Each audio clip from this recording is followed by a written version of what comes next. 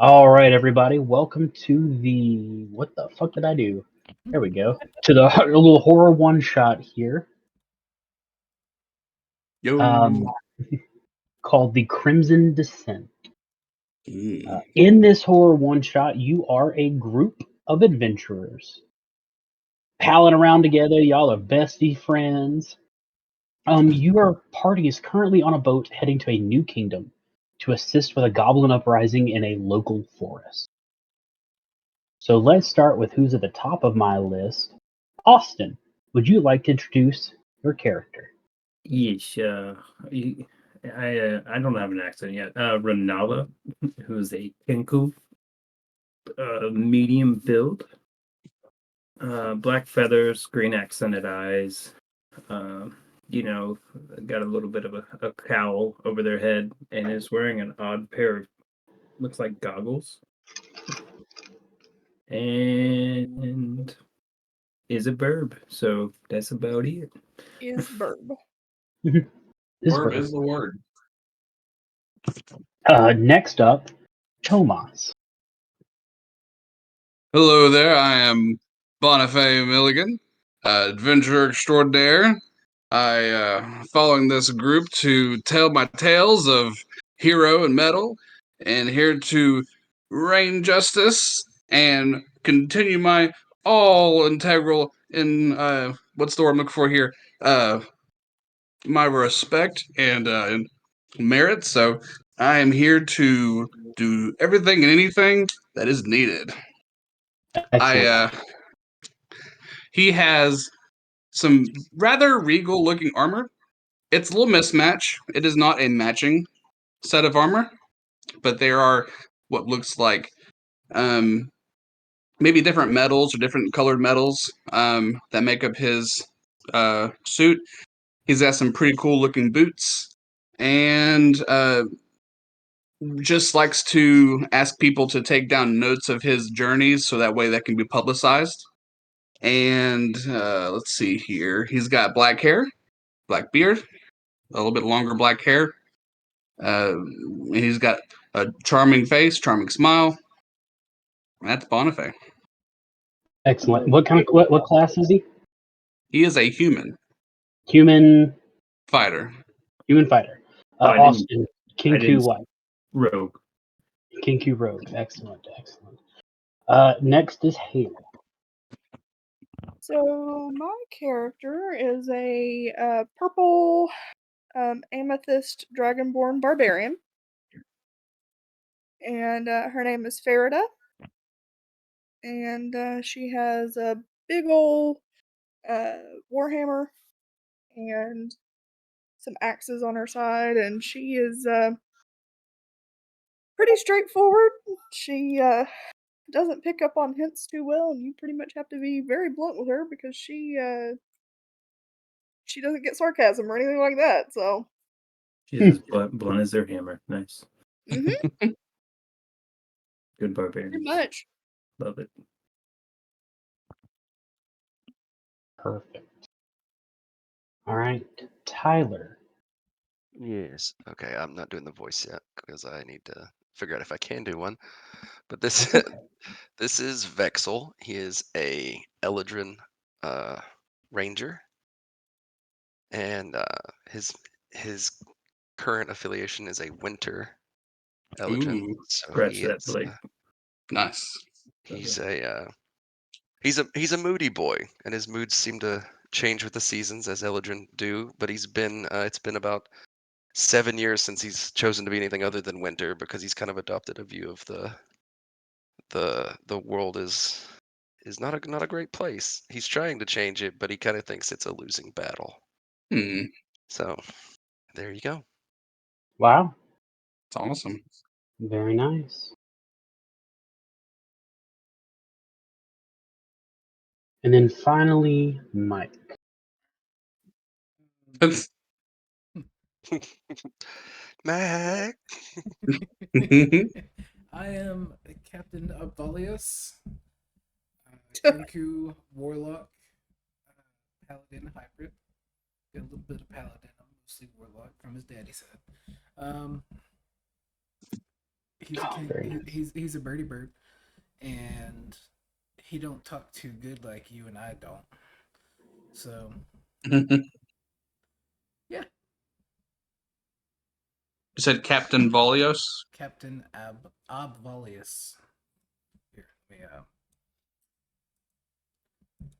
If you guys want to put your names in the chat for everyone, Oh, that works for me. we'll make that a little easier for all of you.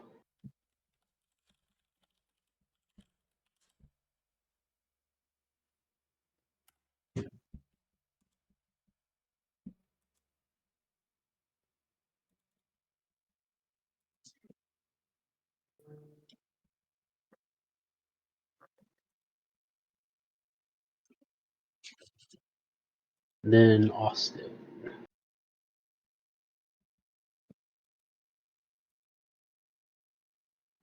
we'll save this campaign's for the birds. Boo. I'm gonna die anyway. Fuck you. Anyway, fuck you. I'm gonna go to my room and cough. All right. And here is your ship, by the way, the Wandering Galleon. Hidden message, Mike.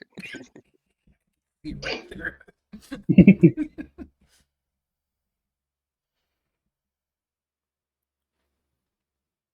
So the Wandering Galleon is the ship that you are set sail on. What's the name of the ship again? The Wandering Wandering Galleon? Galleon. It's in the Okay. that's in the Yeah. channel for you. Gotcha.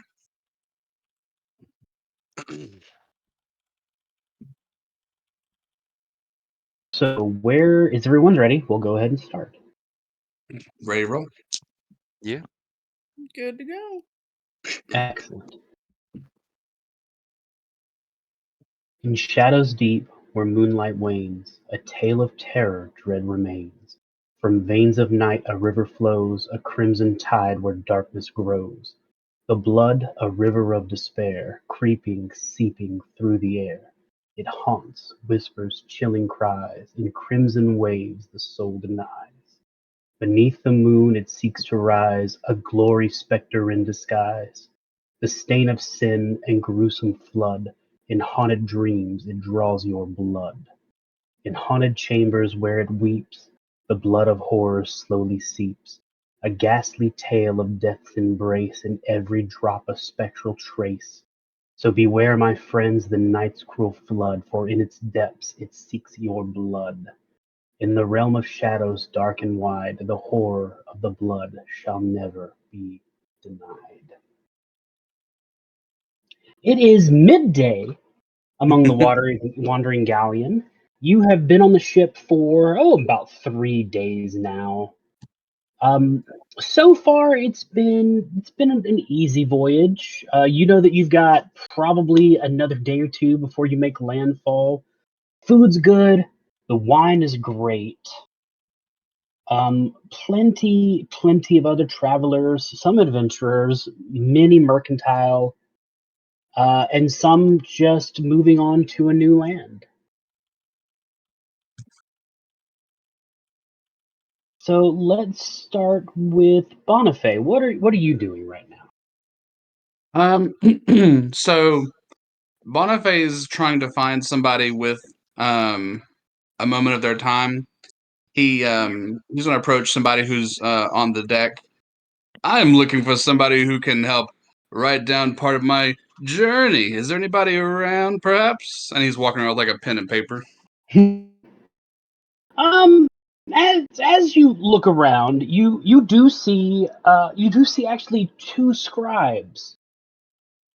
These scribes are from the Adoranth Imposium, which is a huge college in the Adoranth Kingdom. Walk over to him. Excuse me, I don't want to impose on the Imposium, but can I borrow your penmanship real quickly, eh?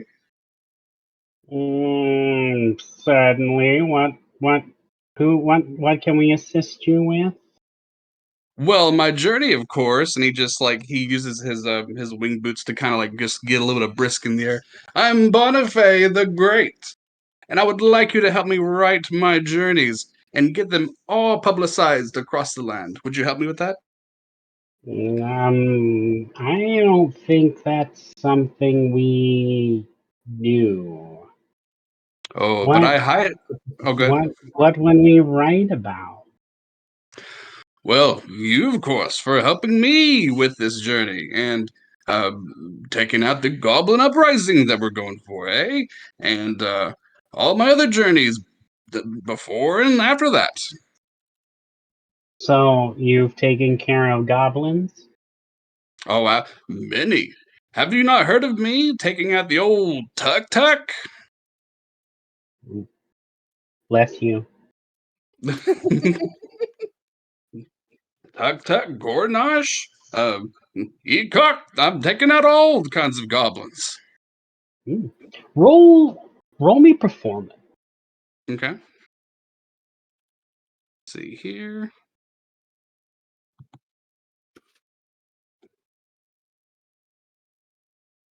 $22. He's very impressed. Wow. That's impressive. And listen here, your name is going to be included in that story. Don't you want to be famous? Don't you want more beyond? He points out to the sea, beyond these seas. Your name, my name, our name. I do. I do indeed. He hands him over the pen and paper. Here's how it started. He writes down every word you say. And he's just very great, like very lightly, like above the wood, just like rotating his winged boots around, like, here's how it started. He's just doing this, recounting. You can't wait for you to use up the entire hour of those boots and then not have them when you need them because you had to pontificate. I support it. You make it sound like we're not going to get a long rest. What would ever give you that idea? Minka.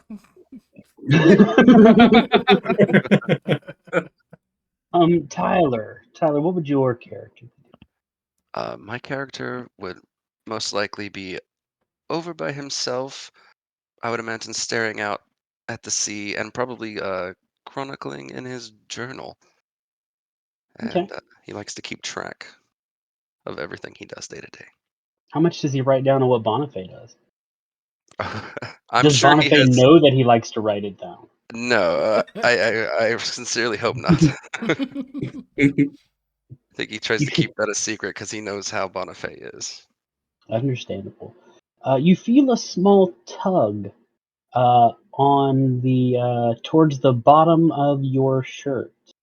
A small tug. I will look down to investigate what is tugging on me.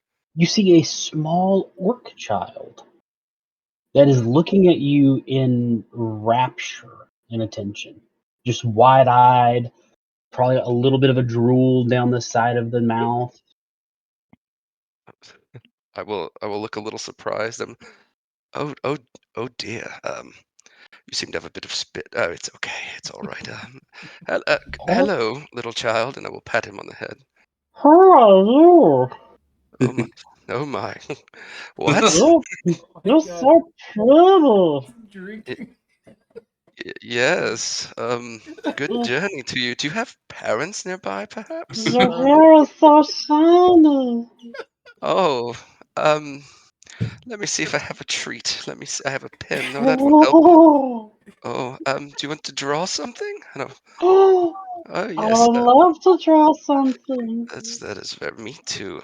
1 sec, please. And I rummage through my pack. I'm gonna pull out a pen as quick as I can, a quill or something, and I shall rip out a page from my journal. Hey, here you go, little fella. Oh my God, Mike. It's about what I imagined. There you go. I hope this helps. Oh, it does. I'm gonna draw you. Oh wow, a very beautiful picture, I have no doubt. Indeed. Thank you. What is your name, little creature? That's Sophia. Oh, what a lovely name. Do you need assistance? Are your parents near? Can I take No, you back? Oh, I can draw it myself. Thank okay. you. You're very welcome. I would love to see that picture when you're done with it. Well, he rolled. Damn. All right. He got a natural 20. He scribbles out and hands it back to you, and it's gorgeous. It even took out like that one little freckle that you hate. Oh my God! This is divine. A prodigy on this boat. Oh, Marvelous. You have great talent for one of such small stature. shucks. Thank you. You're very welcome. You had a pretty good speaking voice, I must say. It was a little difficult at the beginning, but I figured your language out, I do believe, little fellow. Yeah, it's circus. Oh, well, yes, I am proficient in many languages, both big and We small. have tusks. You have you said tusks? Yeah. Oh, I thought you said test. I was afraid you were going to miss it on this boat. Very good. No. Well, um, anything else, little one? Bye. Oh, I'll see you later. I will certainly make a note of our encounter. Yeah. All right, He run along. just kind of wanders off. Not a care in the world. I'm gonna quickly scribble a note about small child, perhaps famous painter one day.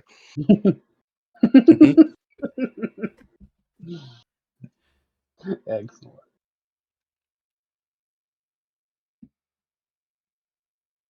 All right. Haley, what would your character be doing? She would probably be somewhere like towards one of the edges, like doodling, and just trying to pass the time, illustrating some things that she's seen along the way. Okay. What's she doodling currently? So I would say probably like a seascape and like her best estimation of maybe what the boat would look like from far away. Okay. Roll me a performance. Okay.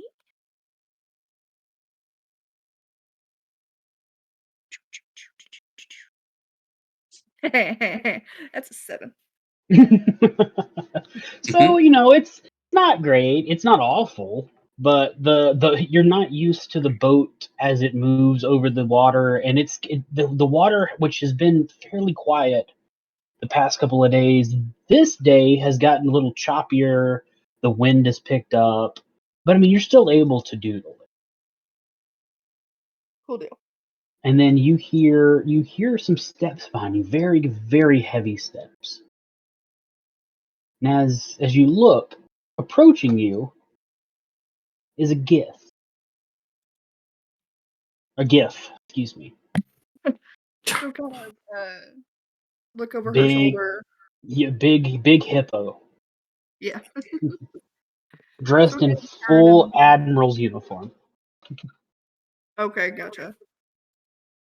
She'll kind of What turn. ho! I'm sorry, what? What ho!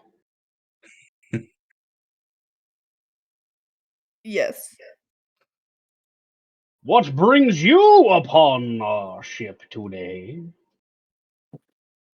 Oh, I'm just with my companions here, going to assist with this goblin thing.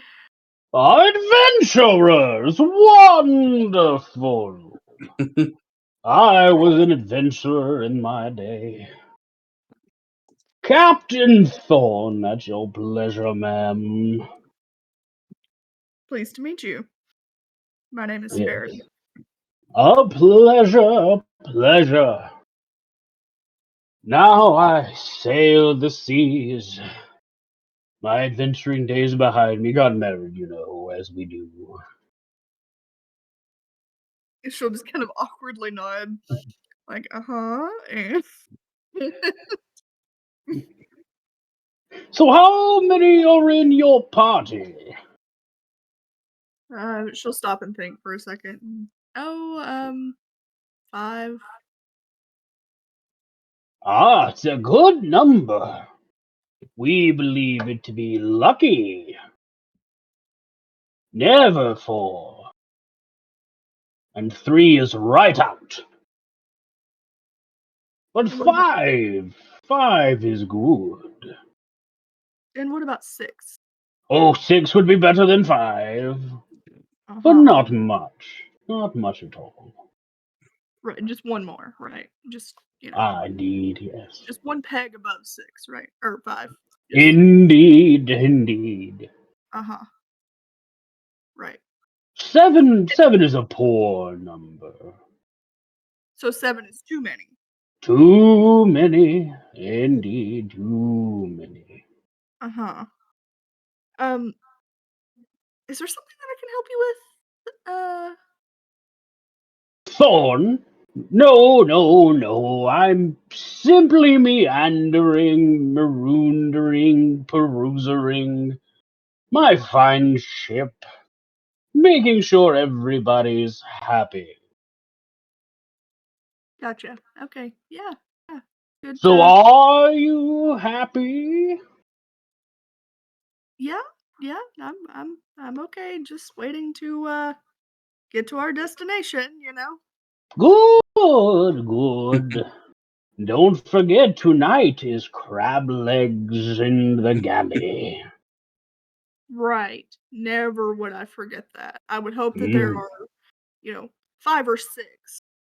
Oh, 5 or 6. Oh, good, very good. You're learning. Well, then I shan't keep you. Continue on and have a good day. Good day to you too, sir. He just kind of wobbles off. Sit there, very confused for a minute. Thoroughly confused as to what just happened. Okay. Austin, Yes, bro. what would your character be doing? Probably leaned against the railing of the ship, but not looking out, just observing everybody. Probably just surveying the general crowd of the ship, looking for Okay. maybe, just I picked observant as a feat, so Oh, very Yeah. good. Yeah. A good feat to have. yeah.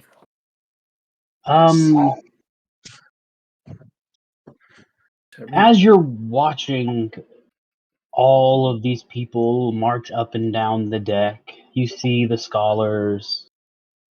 That's for you. Ooh, thank you. I forgot to send it to you.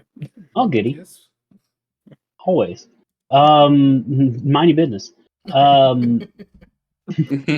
You see the scholars, the other adventurers, the tourists. In fact, one tourist, a very portly man, walks past you, and then you see him glance at you and then continue on his way, and then after about 3 more steps stops, and then almost slow turns, like squinting at you. And you see that the wheels are turning in his head, but not a lot of them are grease. Boy, bruv, something wrong with your eyes over here. What are you? What are you?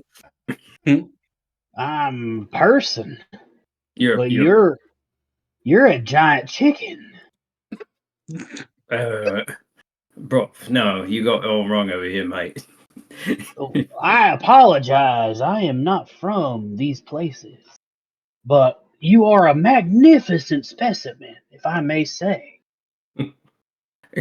I'm not taking his features. What is he like? can I He's determine- he's a portly looking human. Roll me your perception. If so, could I use my passive? Absolutely, you can. It's 24. Mm-hmm. That's what I thought. You can see, so looking him over, as observant as you are, you see that he looks to be that he comes from money. His clothes are very fine. He's got jewelry on his hands and necklaces. But looking really close, you can tell some of these are fake. Not all of them, some of them, which leads you to believe that he doesn't know. That he spends money extravagantly and doesn't really care. Oh, bro, you're spending your money all wrong, mate. Just by looking at you. Just let you know. Some of Now, those, what do you mean? Some of those jewels aren't real. He like looks down. I paid good money for these. Mate, you got gypped on that one. Which one? That one right there. Just he looks at that ring on his hand. Are you some kind of jewel crafter or accessorizer, haberdasherer, if you will? I will, in my best mimicry, repeat what he just said, but saying that I'm a jeweler. Indeed. Yes, indeed. Such an amazing ability. Amazing ability. Well, in that case, might I make purchase of your services? for what? He like pulls out a bag and counts out 30 gold pieces. And he grabs your hand to the best of his ability and just slaps it in there. Oh, I'm fucking terrible at actually talking to people for once. I would like you to verify in the bowels of this ship I have a jewelry box. I'm carrying it to be sold at an auction. But I would like you to verify for me that it is indeed not poorly made, an authentic jewelry box made with authentic gemstone. Whether you say yes or no, the payment is yours. I'm gonna roll insight on this to try to get a sense of his. Is he actually being genuine about me checking this or not? Like, is he? What's your insight? Insight is a passive 16. I could use that or I could roll, so it don't matter. He does seem genuine. Like he is. He really wants me to check his jewels. Yeah, not only is he just amazed by your race because he's never seen one before. He's just seen regular birds. So this is new. You're a giant talking chicken as far as he's concerned. But you were able to tell which. I say now, boy. So you were able to tell which of his gems were real and not, and he couldn't. So now he just wants to verify whether or not he does seem very genuine. He just wants to know if the merchandise he has is genuine or fake. All right. Sure, bro. Yeah, let me check those out for you. I got nothing else better to do right now. I appreciate it. You are very helpful. Just doing my duty, Sid. So he'll walk with you and take you down, and he'll pass a bunch of people, and you'll notice that he really doesn't worry about being in the way. Oh, Like he arm over your shoulders, just kind of moves people to the side. And you do see him, like, if there's one person that kind of, like, most of them try to get out of the way. One person didn't pay attention. It's a tabaxi. And he just kind of brushes them off, and you just hear that, "Hey now!" Hey there! And he takes you down to the ship to check the jewelry box. Okay, I'll actually help him. This poor guy. Perfect. So, Mike, What are you doing? Just sitting on the bow, doing my own little like Titanic, like by myself, just feeling the wind, thinking about what it'd be like if I could fly. Okay. So you're minding your own business, and then from behind you, you hear this, "Hey now!" And just random commotion, and about maybe a minute or two goes by. You don't pay any mind to it. It doesn't matter. You hear a voice behind you. "Well, I'll be damned!" And you turn around. There is indeed a tabaxi. Decent clothes, carries more of the weight of an adventurer than a standard tourist. He's just kind of looking you up and down. I hadn't seen one of your kind around here before, but now I've seen two today. Mm-hmm.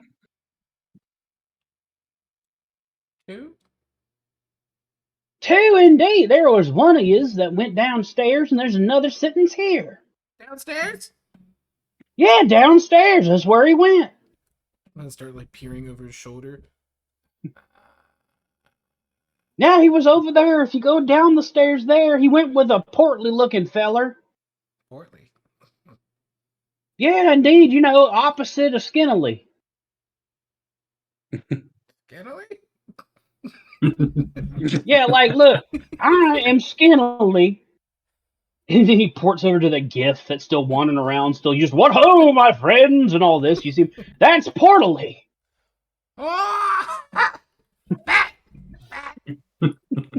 Yeah, well, that's the word that they use, but we're better company, I would assume. Oh. What brings you upon this ship, my friend? I'm gonna like hold up my hand with 5 fingers, hunting. Two. And then just hold the number 1. 2, 2, 5. That's 5. That's an interesting number, but that's what brings you upon the ship is the number 5. 5. Going. Goblins. 5 going goblins. Oh, you got called for the goblin invasion. Goblin invasion. Well, isn't that something? I'm gonna hold up a finger, like, hold on a second. Give me a second. And I'm gonna like start like shuffling around my pockets, like, and I'll like reach under one of my feathers, like, I'm gonna hand him this. My card. Oh my god. Oh, Oh my god.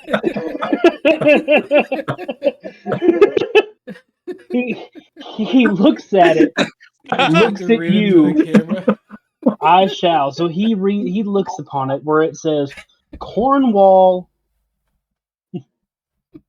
Oblivious, Captain of the Guard, City of Ahok. Captain Oblivious. I traded my physical form for magical powers. Yes, I am a walking bird. Yes, I am working on finding a solution for it. No, I cannot fly. No, I cannot talk better. Yes, these cards were very expensive, so please return it to me when you are done. So he looks the card up and down, hands it to you, and then just slowly backs away. Well, it was nice meeting you, and I hope you get that thing figured out, and I hope it's not contagious. You take care of yourself now. I'm gonna like hold my hands against my beak. Oh, yep, good day now. And he just boot scoots.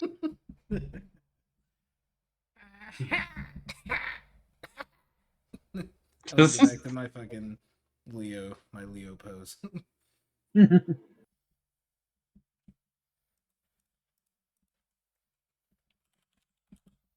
You just hear behind you. Yahoo! There's just like a little orc looking at you, and then he just runs away.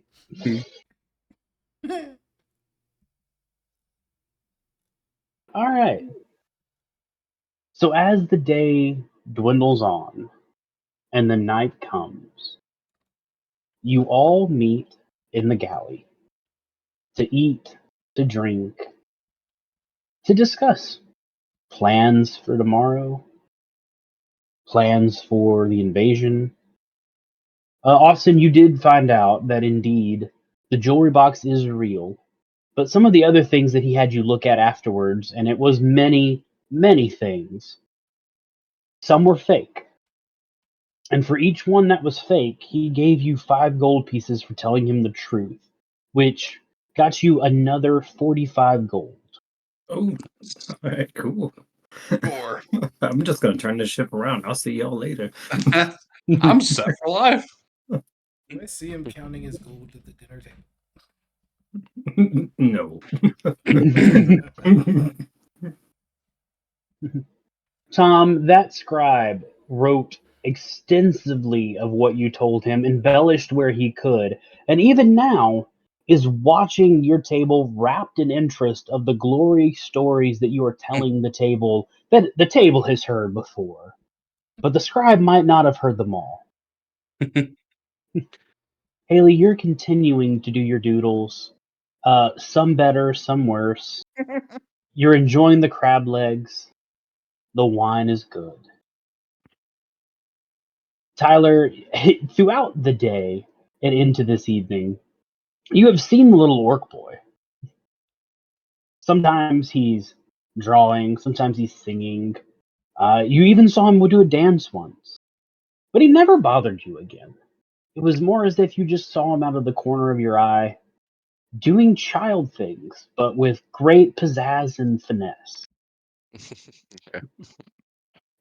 And Mike, you noticed that as the day went on, less and less people got near where you're roosting. Possibly because the rumor had gone around that you might turn them into a bird themselves, and they didn't know if they were prepared for that. If somebody gets a little too close to me, like, I'm just curious, just kind of. So, is there anything else you would like to do? Or as a group, is there anything else you would like to talk about before you turn in for the evening?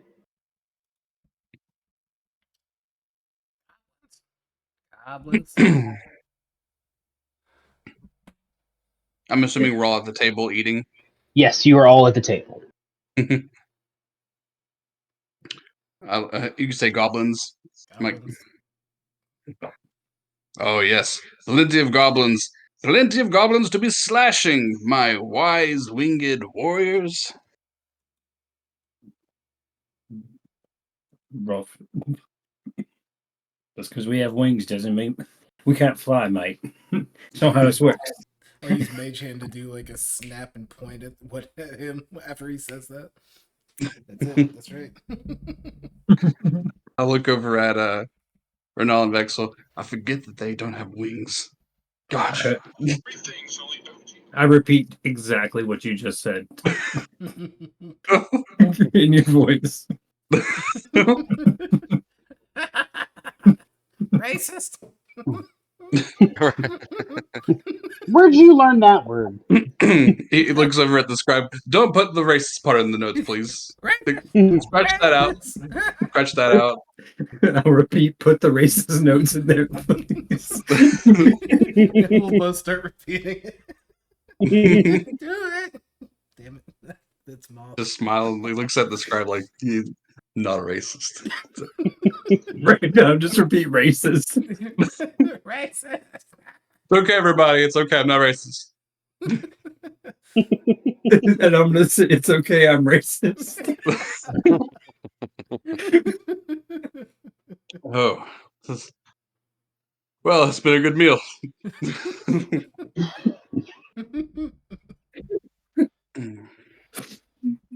Oh. Laugh now for the pain to come. Just makes me Pain. think you in a big game. Makes you want to be like a Kenku and just play Pistachio Disguisey. I will say one more thing while we're all sitting here as the whole racist thing starts to kind of tone down if it can. So how was everybody's day to day on this fine ship? Another good one, eh?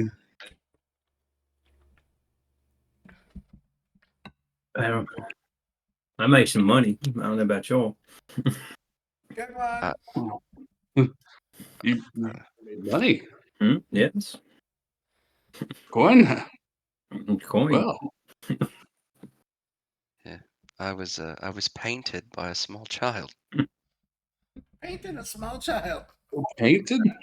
Well, You know, drawn, I guess. But I think these books could use some illustration. Actually, Vexel, you're a genius.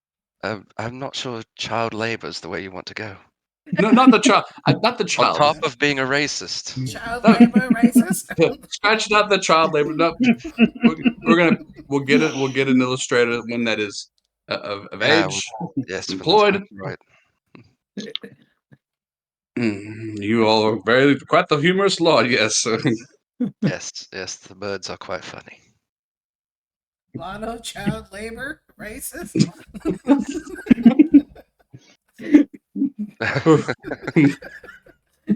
Quite. Illustrate child racist. Has her head in her hands, like We need another drink after this one. Farrah is so just done with this group. pretty much. She's like, man, I can't wait to die. And should be brought back as Casparilla. Don't We ruin always the use an plan. extra pair of hands for this convention. Bobbies. I was walking through the ship late one night, and Casparilla came with a mop and a bucket.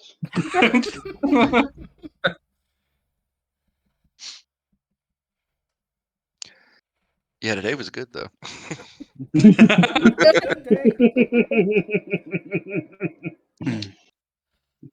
But yes, our stories will be told, everybody, and I will include everybody's name credited in there. Right. I'm holding back. So. I'm gonna hand. I've you even my been. I saw the card, and it's expensive. You want it back? Yeah. Do you have? Yes. There you go. And thank you very much for letting me know, old friend. Again. I'm gonna try and like hand the card to the writer. The scribe takes it, reads it, looks up, reads it again, looks up, reads it again, hands it back, and starts scribbling vigorously. Thank you very much, there, good sir. And I've even got names. Vicious Vexel, the Purple Powerhouse Renola. All of this will be illustrated and more. I'm not purple, bro. Perhaps you should get your eyes checked. Perhaps. But apparently all you do is see color over there, bro. Well, it just jumps out of the page. Purple's better.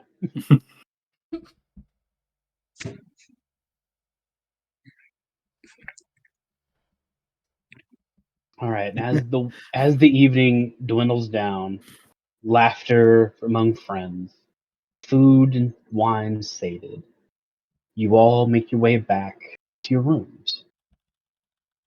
The rooms are comfy. All the amenities you could ask for on this journey, and far better than some that you've had before. If any of you look out the little windows in your rooms upon the sea, again, it feels choppier than the previous days, but a storm's brewing.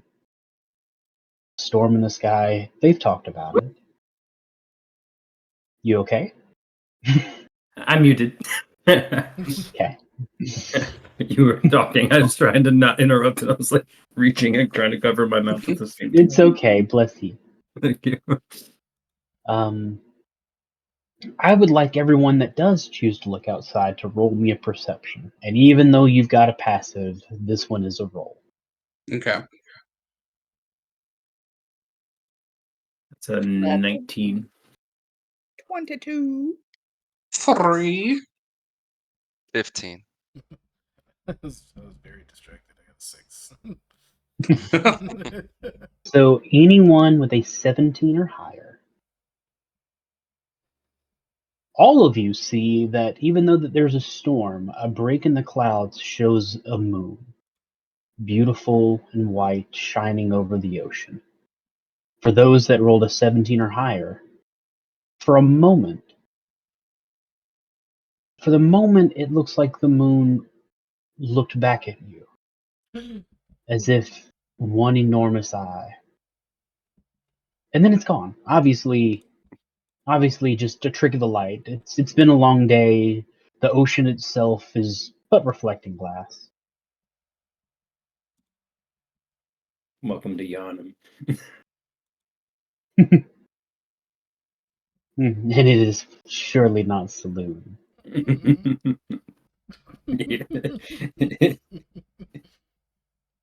Chemo looks upon you from the moon. It looks as if he's holding the OK symbol below his waist. That's right. Got you fucking prick. And eventually, you all fall asleep.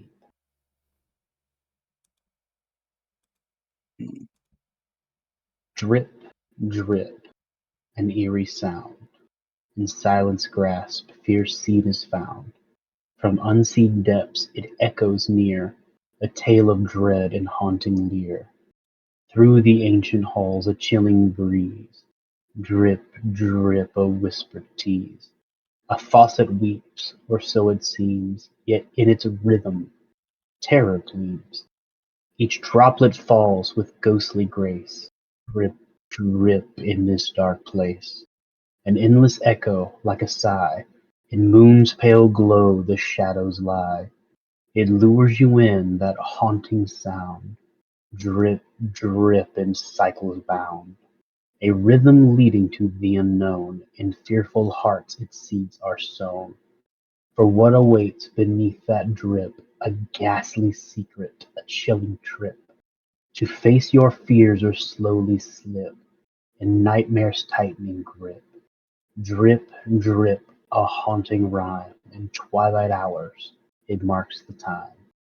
A harbinger of doom, so cryptic, on this boat of horrors, how it's depicted. Drip, drip, drip. All of you, roll me a d20. And if you could post it in the text channel for me so that I may see it.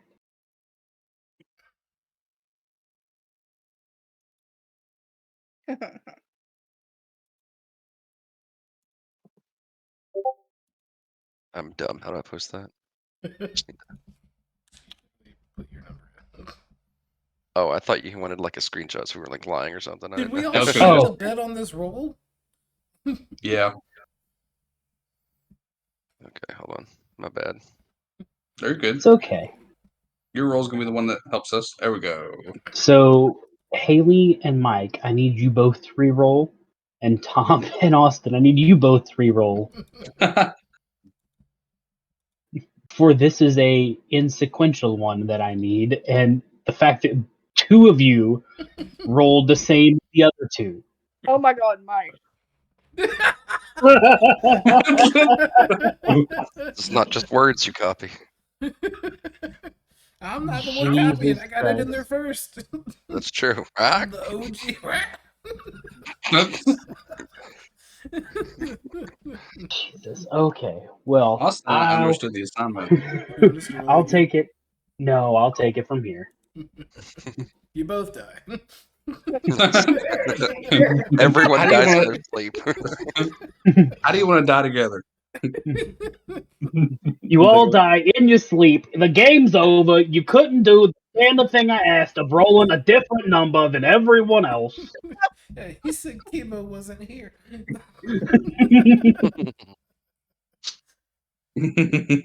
Emo just pops in. Fuck you.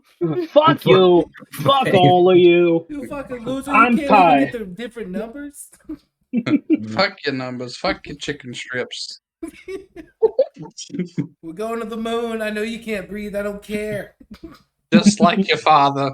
Don't you fucking bring my father into this. I built that fire over there. And then I fucked it next to it. Don't you know? Vexel, Yes. you awake. And something's wrong. The warm, soft bed is no longer under you. The lamp you left lit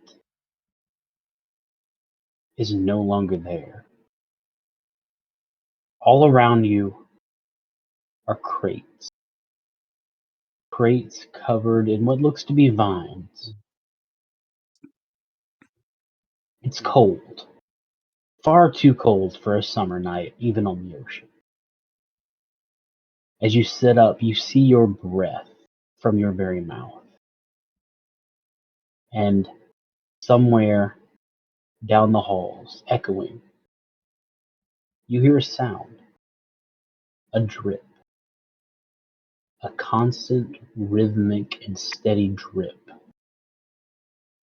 Sounds like it's far, far away from where you are, and yet just agonizingly loud.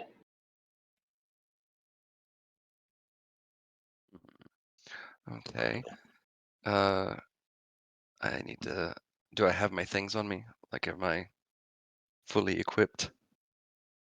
You have what you took to bed with you, Okay. your night clothes. As you look around, you do see somewhere your equipment neatly folded and cared for.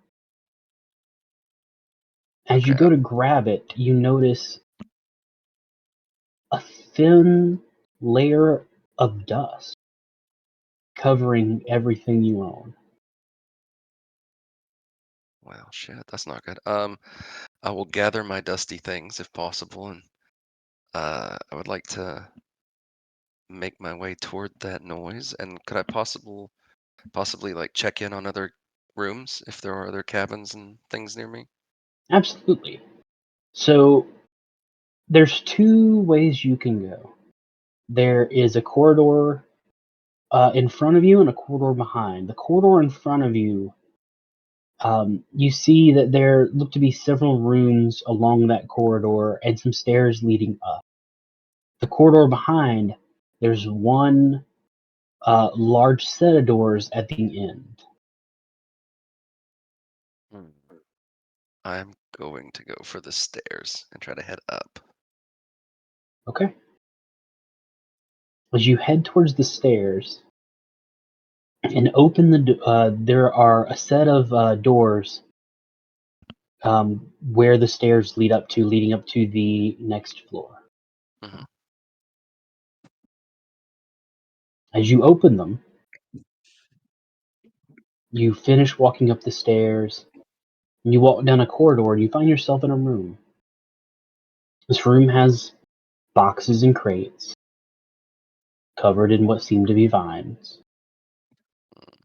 The dripping is louder, and all around you is more and more dust, and the dust seems sticky as you step across it, as if wet by something. Hmm. Do I get this sense? Is this the exact same room that I make my way back into? It's very similar. Yeah, okay. Can I re-exit and head the other way towards the? Sure. Sure. So as you go back down the stairs, you find yourself in the room you started. And as you head down to the other double doors and open them, you see a set of stairs taking you down. As you go down the stairs, you come to a room. This room is full of crates and boxes, covered in something that seems to be vines. Dust litters the floor now, and there's now a smell in the air, almost metallic, almost tasting it, and an odor, one that you feel like you should know, and one that you definitely know is not something pleasant. Okay. Do I feel like it's coming from that room, or can I proceed further in this direction, or is this just like a dead end room? No, you can proceed further. Further down the hall, there is another set of double doors. We're gonna go deeper. Okay. And as you go to those doors and open them, there is a set of stairs leading down. And as you go down, you come to a room. This room is filled with crates and boxes, covered with what seem to be vines. A metallic smell in the air, tasting almost copperish to your tongue. You now also hear that dripping louder than ever. And you roll a perception for me. Okay. 1 second. That is a 14. You notice that there is a difference in this room. One of the boxes, the vines seem to have been peeled away, and the top of it looks cracked, as if it was opened slightly. Yeah, I will go investigate that box. Sure. As you ease your way closer, that smell, that secondary smell, it's not metallic or copper, but it's greatly, greatly unpleasant, starts wafting to you. And you know this. You know that this is a smell you've smelled before, and it was at a time when you were not enjoying life. And it seems to be coming from this box. Okay, well I'm gonna slowly approach. I gotta know what's in the box.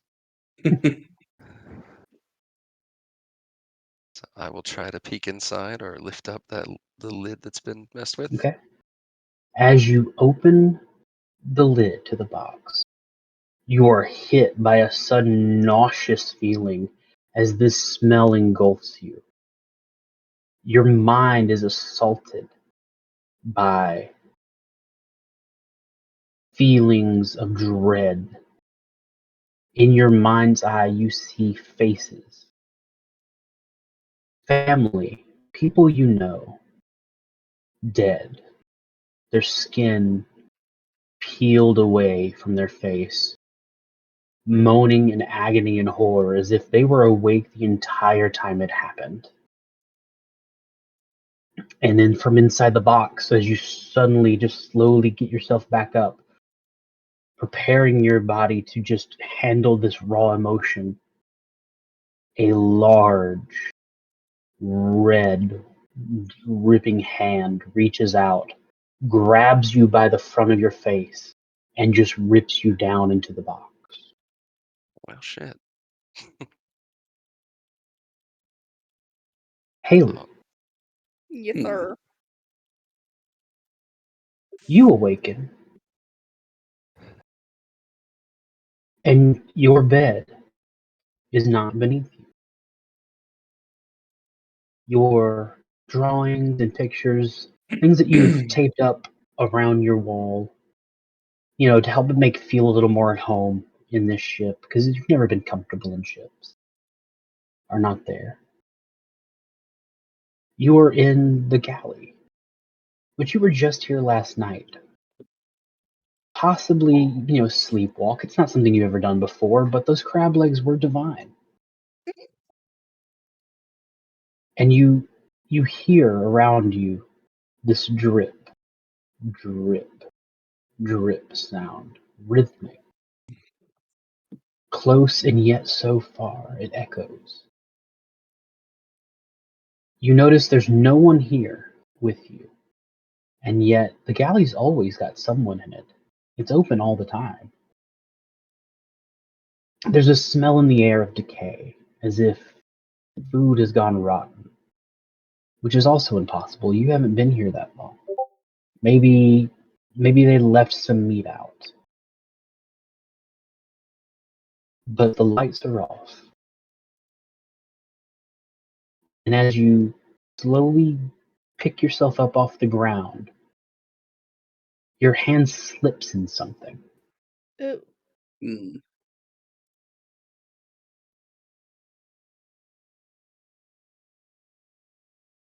And you look at it, and it feels grimy and wet and almost of a rough texture. Ew. And it seems to, and then as you look down at what you push your hand in, you see that something's staring back at you. Oh. The face of a fish. Ew. Mm. Its eyes white and clouded, staring directly into yours as if you did that on purpose. What do you do? I'm just gonna back away. Just Okay. You stand up, back away from the fish. You look around. And you do see along the tables rotten food. Fish and meats and pork.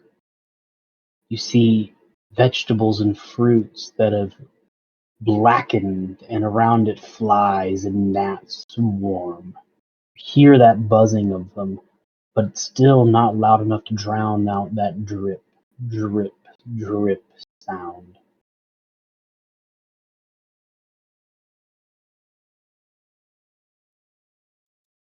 okay. That would likely be driving me insane. So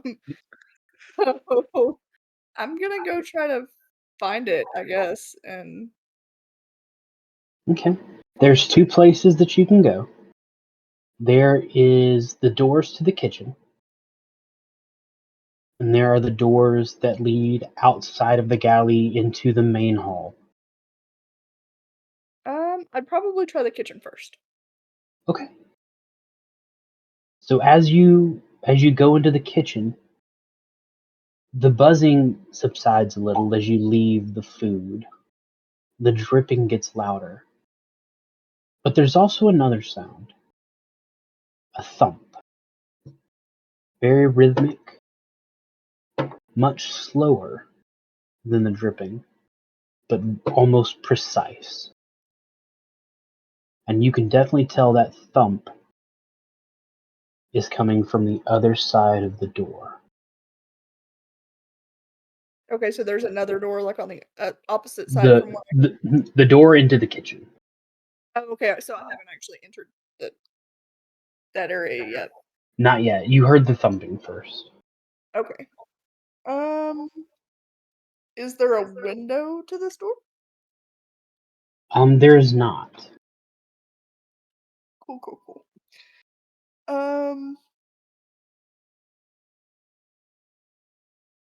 I don't know. I don't know. Can you repeat the question? I'm gonna try to peek, like open the door just enough, just to peek. Just Sure. You do. And as you look in there, there's another wave of smell of decay. And you can hear very clearly that thump, but now it sounds more like a chop. And roll me a perception. okay.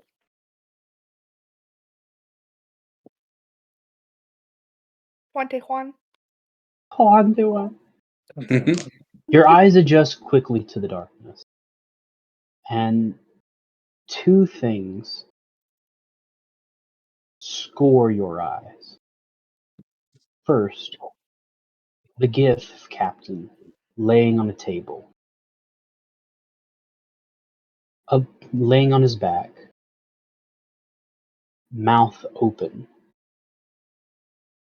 His eyes are gone, his tongue removed, and his chest open.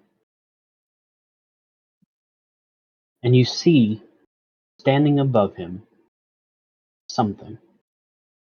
Something with a carving knife, and making a rhythmic chop, chop, chop. And it's now gone in time of the drip, and in tandem you hear them, as it's removing pieces of this gift. And this is what you see.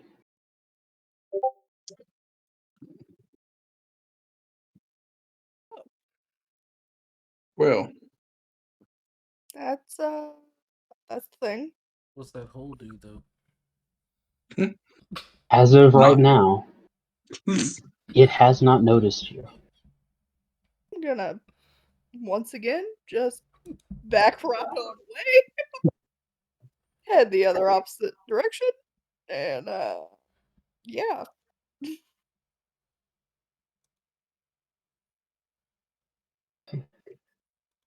So as you head back into the galley,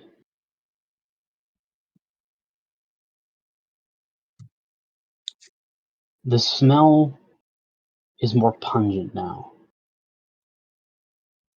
It almost seems like the food in the short time you've been here has rotted further. There's now almost a cloud of flies over the tables. And as you head towards the other way, suddenly and out of nowhere, these flies burst forth out of the food and just swarm your face.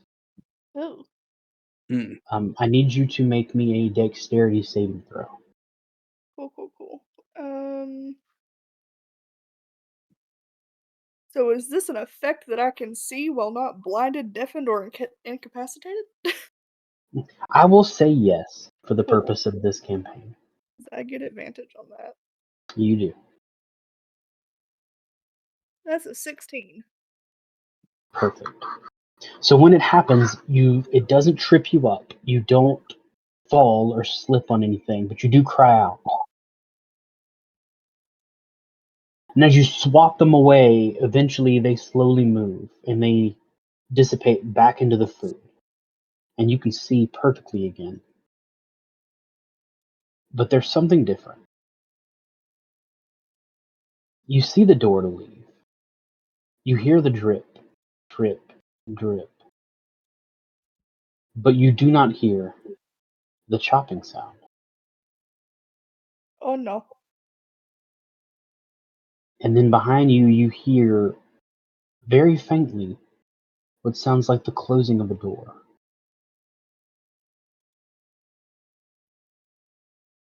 And as you look, that thing is standing there.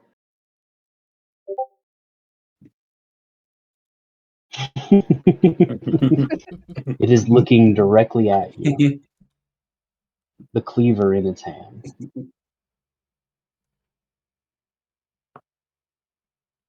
What do you do?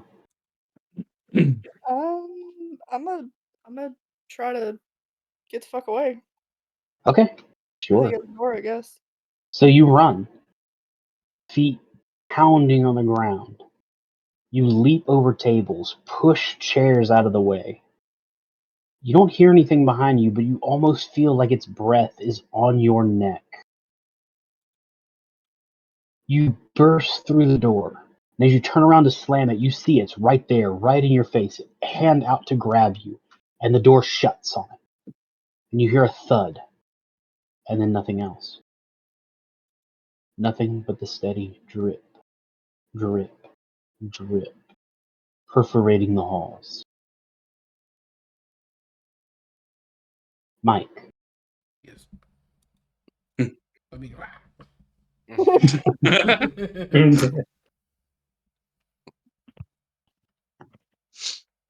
You awaken.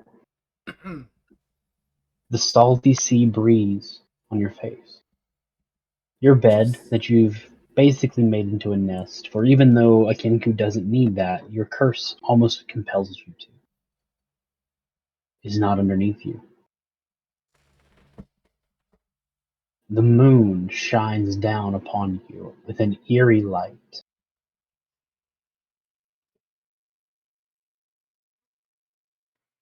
You are naked. You have nothing. My, You're cold. oh no. You are at the bow of the ship, the place where you were before today.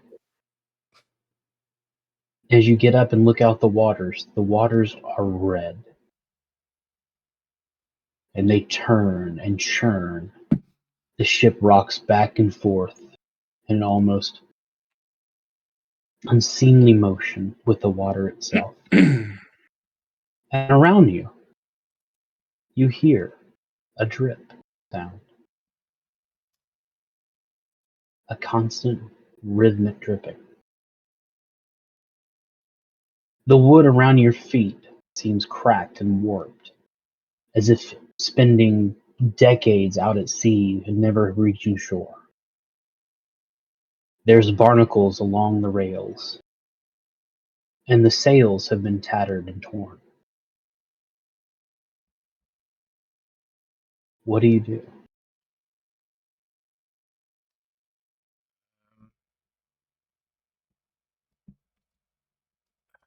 You know what? I'm going to summon my packed weapon. Okay.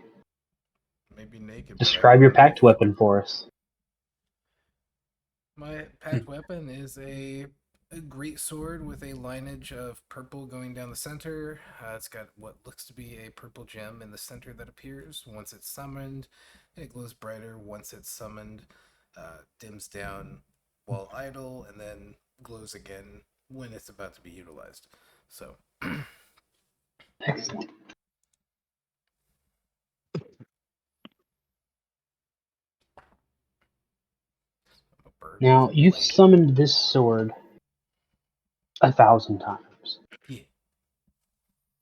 You know this sword, Mm-hmm. and this sword knows you. The sentience within inside it, a bargain made, a price paid. And yet tonight, the sword is silent. You feel it in your hands. You feel the warmth of its touch. The magic flows freely. But it's almost as if the sentience inside it has been silenced. Or worse.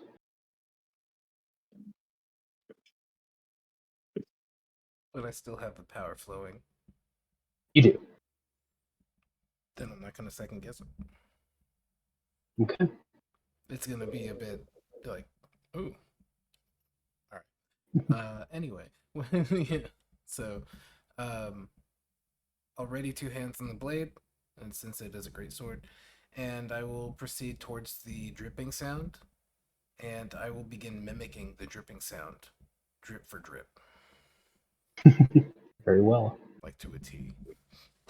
I will let all of you know that I almost put in a music box to play that dripping sound the entire night, and then thought it would drive all of us into a rage. Oh, Yeah. Yeah. Would get no. We're all mad now. The whole point of it is to indeed try to make you feel uncomfortable for this campaign as it is, but even I felt I couldn't do that. Even I thought that was going too The, far. the theater of the mind is plenty. Exactly. So the dripping sound comes from all around you. It feels as almost it's coming off the air, from the water, from the ship.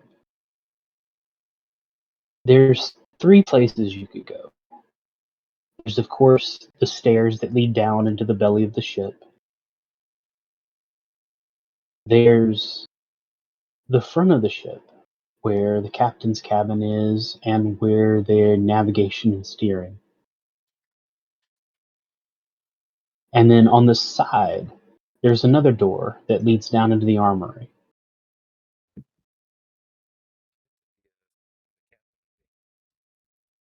Okay. So as you head around the ship, taking long, slow strides, being wary of everything around you, you notice that as you get closer and closer to the front, more barnacles appear along the ship, as if they've always been there. Red, what seem to be like vines, encase the floor and the walls. The air smells rancid of rotten fish, and metallic tastes run through your mouth.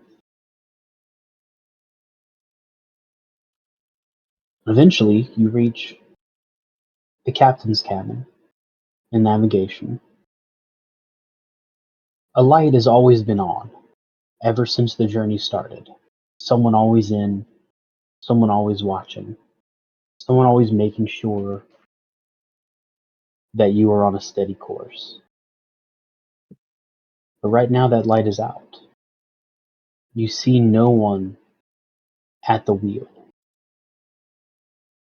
The wheel is not turning. It's holding steady as if by some own force. But the door is closed. You see no one else in the room.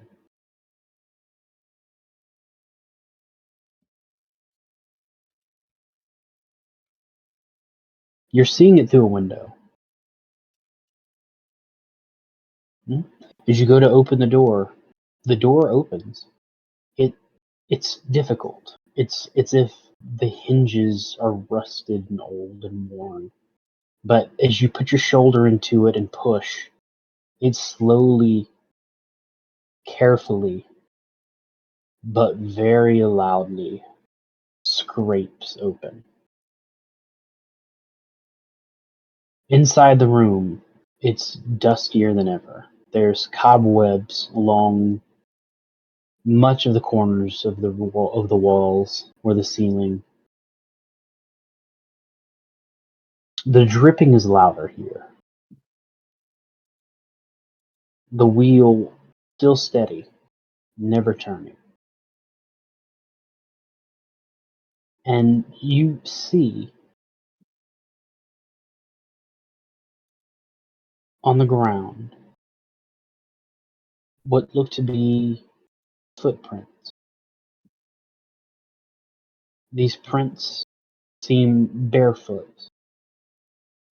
5 toes, rather average size, not a child. And along them handprints, as if something was crawling. But the span of it's wrong. As if whatever was doing it, something, either the arms were longer, the feet were more bowed out and wide. It crawled way too close to the ground.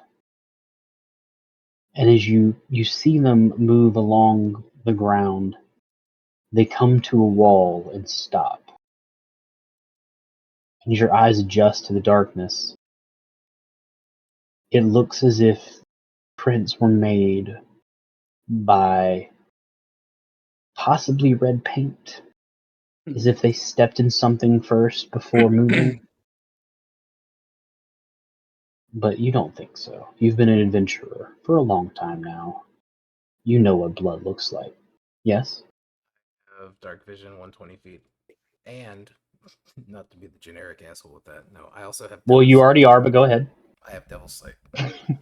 That's that fine. helps with anything. Well, it is exactly as described. I checked to see if you had dark vision. Okay, no Devil's Sight. Anything magical? No magical. Okay, cool. Just want to make sure. No, fair. That's a good one to know. Yeah. You start off with a little jokey joke, it gets serious. So can I try and maneuver the wheel at all? Does it feel like even if I put anything into it, it would do anything other than snap the little ridges off it? You can try to turn it. Roll me a strength check. What other check? What else could I roll? To move it, it would be a strength check. You can roll an investigation if you'd like. If you'd rather do that. I would rather do that. That's 11. It looks as if where the wheel is connected,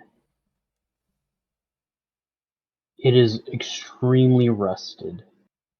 And you see almost wooden splinters as if something was broken off there. Yeah, fuck it, I'll give it a turn. Then it's a strength check. Right? Yeah. Nat 20. 10. I wish. Nat 10. What's your negative to your strength check? Nothing. It's just a plus 0. It's 10. Oh, 0? Okay. I just assumed when you were saying that you were like, yeah, I've got a negative. It's charisma. I don't have to worry about that with my sword. No, it's because I literally have plus something to anything else. So you push. You push and push, and then you pull and pull, and at first nothing changes, and then slowly, very, very slowly, you're able to pull with all your weight, all what little weight you have in your palsily sad bird body. A little unnecessary in the description, but go on.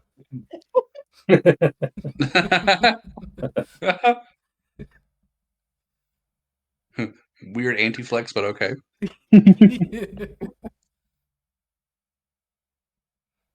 The wheel begins to turn, and the boat slowly shifts starboard. And when you do that, you hear a cry. The cry comes from outside that room. It sounds feral and wet, and it's a shriek of pain.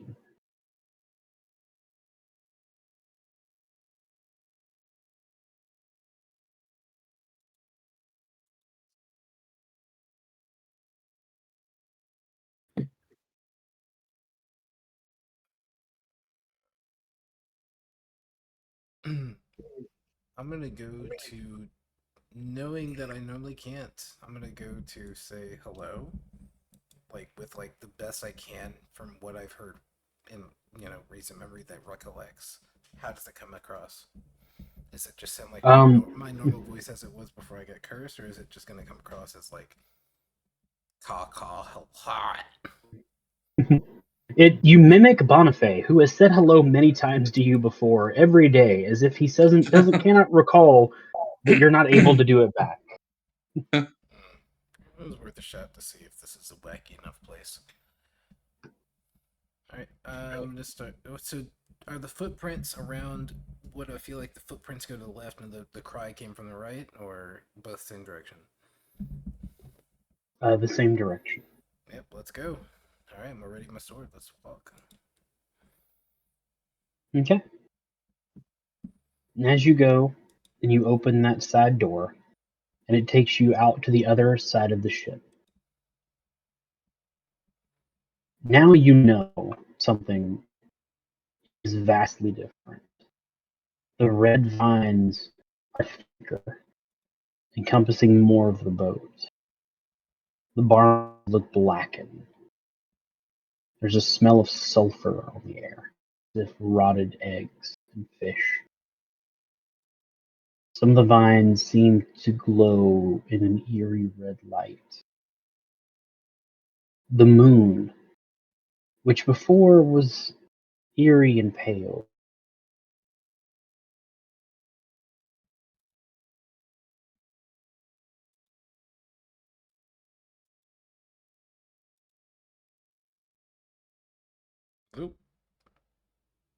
The red vines, some of them glowing, pulsing with the red light.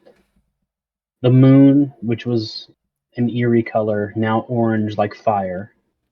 The light coming from it hurts your skin as it graces you. You look to the left, down towards the back of the ship, and see nothing. You look to the right, and at the front you see something. A figure. Low to the ground. Arms twice as long as the body. Legs bowed in the wrong direction. Snuffling as it moves slowly around the front of the deck. Use divine sense to detect good and evil. It is evil. You Gross. feel it in your soul.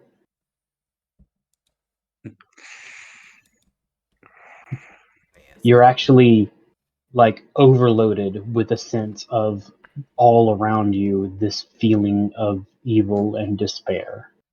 So I will not do that anymore.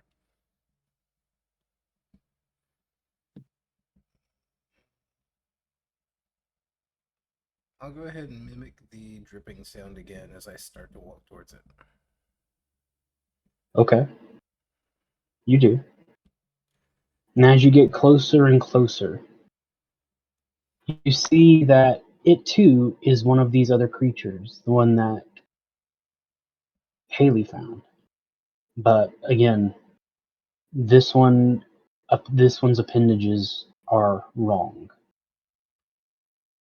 It does not seem to sense your presence, as it just continues to snuffle along the deck, every now and then nibbling at a barnacle.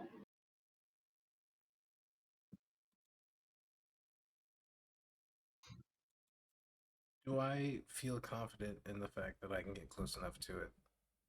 Get a sneak attack almost.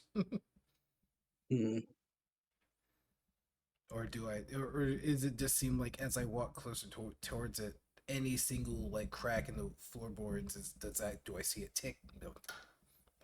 You can try to roll stealth. It Okay. definitely does not seem to have noticed you so far. Okay, so I'll slowly try and approach it to get a good swing on it, and I will roll stealth with a dirt 20. Okay. Yeah, as you come up behind it, it has not noticed you at all. The hell was that? Is that it? Is that the noise it makes? Oh, that was Haley yawning. Yeah,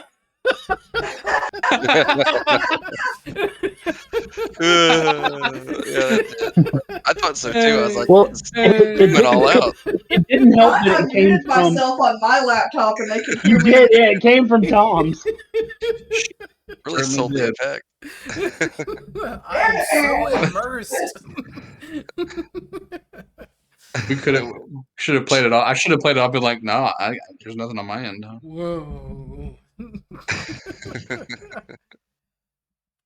So Blake, if I were to do a attack on this thing, am I close enough? Am I within 5 feet?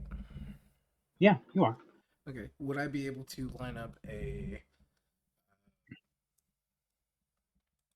bonus action and an action for the attack? Well, you're doing a surprise attack, so you would have just the surprise action. Just a surprise action, okay. If I hit something with Hexblade's Curse, would it know? That is actually a good question. If a tree falls, If I curse a Give tree, me, does it know? give me a moment. Okay. Because there's nothing here listed as far as like semantics. Not going up behind it doing this fucking Naruto shits, like the hand signs and whatnot. Is that an action?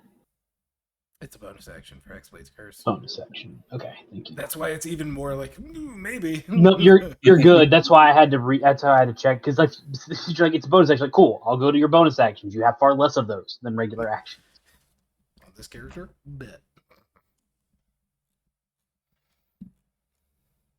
I would say that it probably would not know because it does not look like it gives away anything to do it.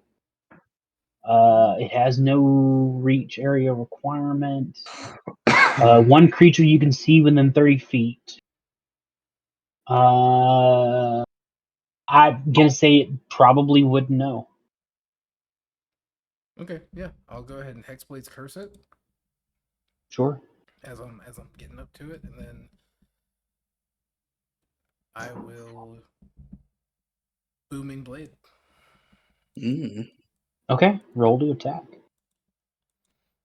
Boop, boop, boop, boop, Booming Blade.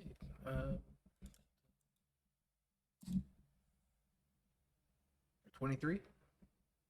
23 definitely hits. Whee!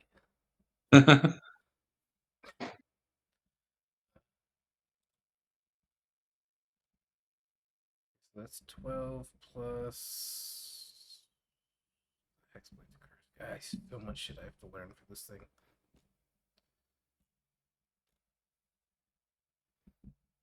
So it should just be plus your proficiency bonus.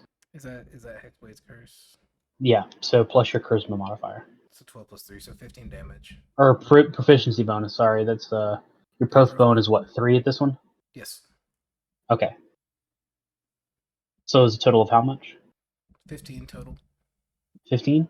Yeah. So as you strike, and as this energy courses from out of the blade onto this being, its mouth opens and its jaw just extends and it lets out this purling cry, and it's the same one that you heard before. And you see that its body and its muscles and everything starts bubbling and blistering and then just explodes, and this blood and viscera covers you. And it feels like there's so much weight of it that it draws you down to the deck, as if a waterfall of this is just pushing you down.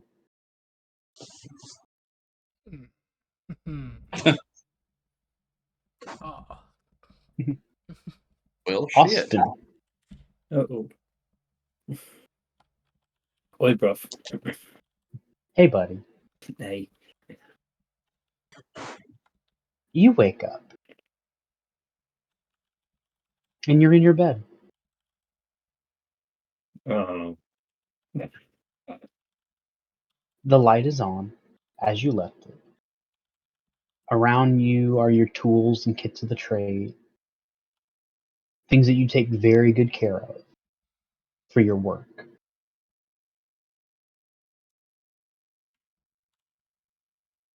The moon itself glows brightly outside your window, but you notice two things. One, the jewelry box, the one that you checked for that portly man, is now at the foot of the bed. And the second is a drip, drip, drip sound coming from outside your room, outside your window, and maybe even from the music box.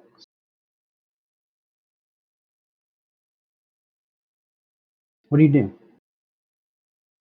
That's a lot of senses. Probably just stand up in the bed. Like, do that weird bird head tilt, kind of looking at the chest. What you doing in here? The box says nothing. I know. It better not. You fucking stay right there. And you said the music box sounds like it has drips coming from it. You hear the dripping from outside the room, from Outside the outside the room. window, and possibly even from the music box itself. For it is definitely a music box. Well, I'm very uncomfortable. Going to edge my way around and just kind of stare at the chest. Like, it's just a chest, but I'm just gonna keep watching it. Don't you fucking move. As you circle it, the little wind-up key on the side starts to turn Ooh. slowly. A creaking sound as if rusted, and it hasn't been turned in a while, which you know can't be true. You checked it just a few hours ago. But it slowly turns. And with each turn, the drip, drip, drip gets louder. I'm gonna check the handle on the door. At first, it's locked. And that's an easy fix. It's locked from your side. And as you go to unlock it, the handle falls off in your hand. Oh, fuck me. Hey, cough. Do you actually forget to just do call, or it's like I can't tell if you are doing Wait, Um, Haiku and find out. it? how big is the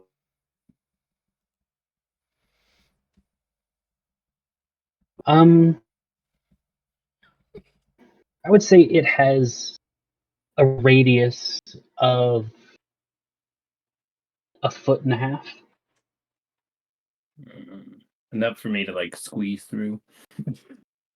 If you get really lucky.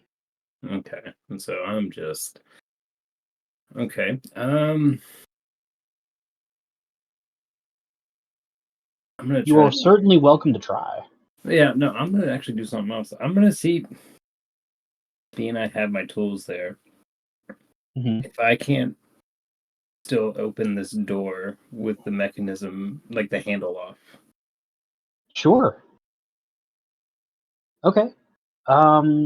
Roll for me a sleight of hand, Mhm. and I will let you use your proficiency with it because you're using one of your tools. Okay, so proficiency. Okay.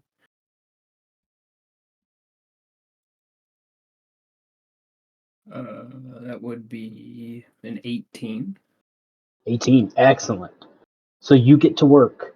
You start moving through, and first it's a little slow. You're not used to doing this. Usually, when you do this, you're picking the lock itself, but not the mechanisms inside. But you get to realize it's all the same. It's just a little extra steps, and it takes 10 seconds, maybe 15, and you hear a click, and you know that the door is unlocked and can open.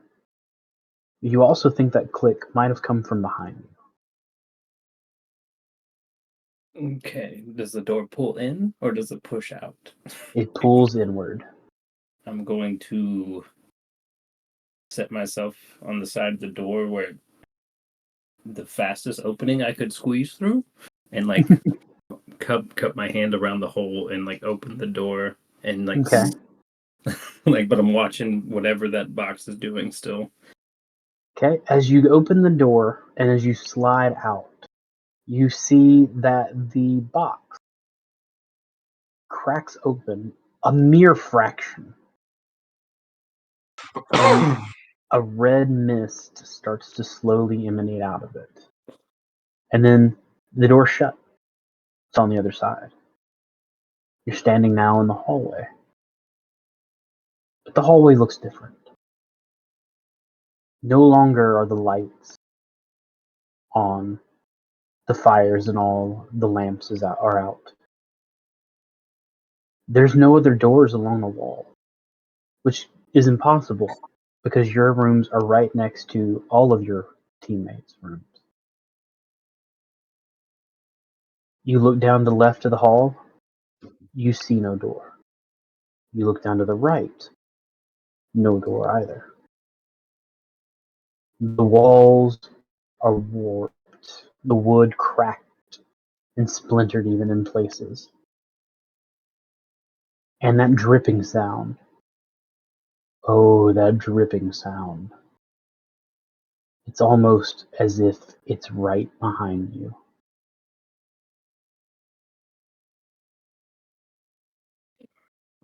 Oh, fuck me.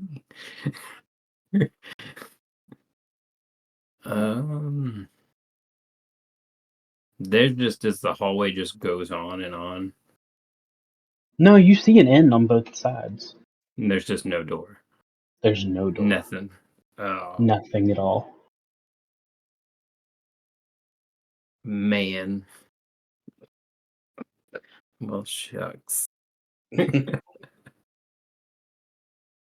Being the door's broken, I'm gonna gingerly pull the handle off the other side, being it's technically would the screws I guess had come off. So I'm gonna pull it off, and I'm just back enough away to like look through what the fuck is coming out of that chest. Sure. So you remove the handle on that side, a hole in between this side and that side, no handles, and you look in your room. It looks exactly how you left it, except there's no box.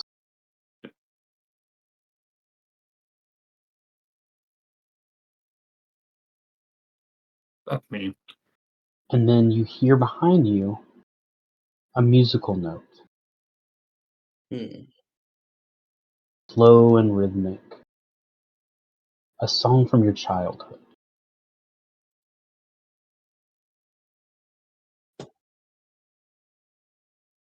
One that you'd almost forgotten. Oh no. Nope.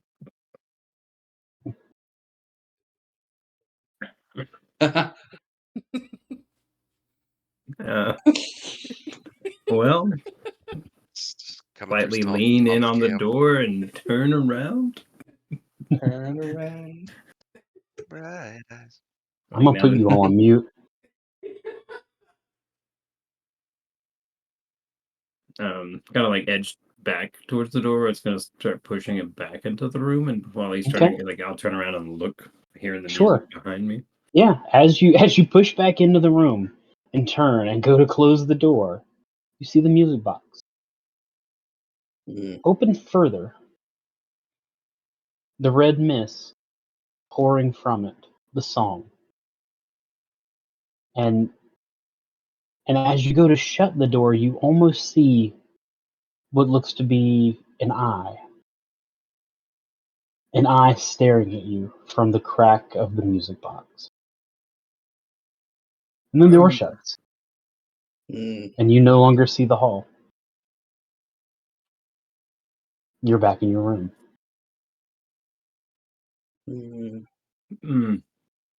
Don't like this. Okay. Fuck me.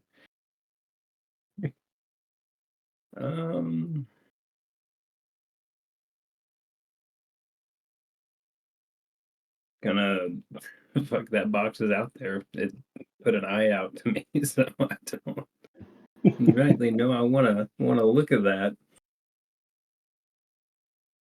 But there's nothing in here. I'm going to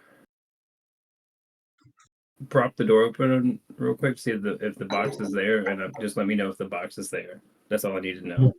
Sure. The box is not there. Okay, very cool. Because his hand started pulsating like a raw, like I'd say more sage green, and then fuck.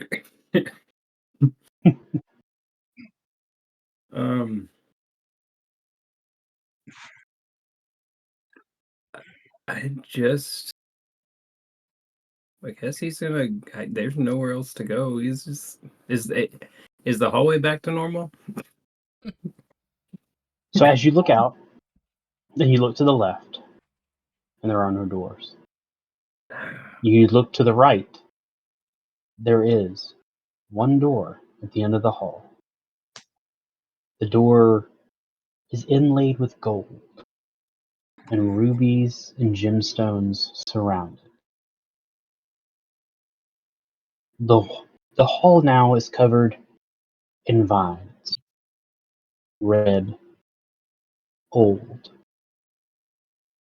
And along the wall, you see black barnacle.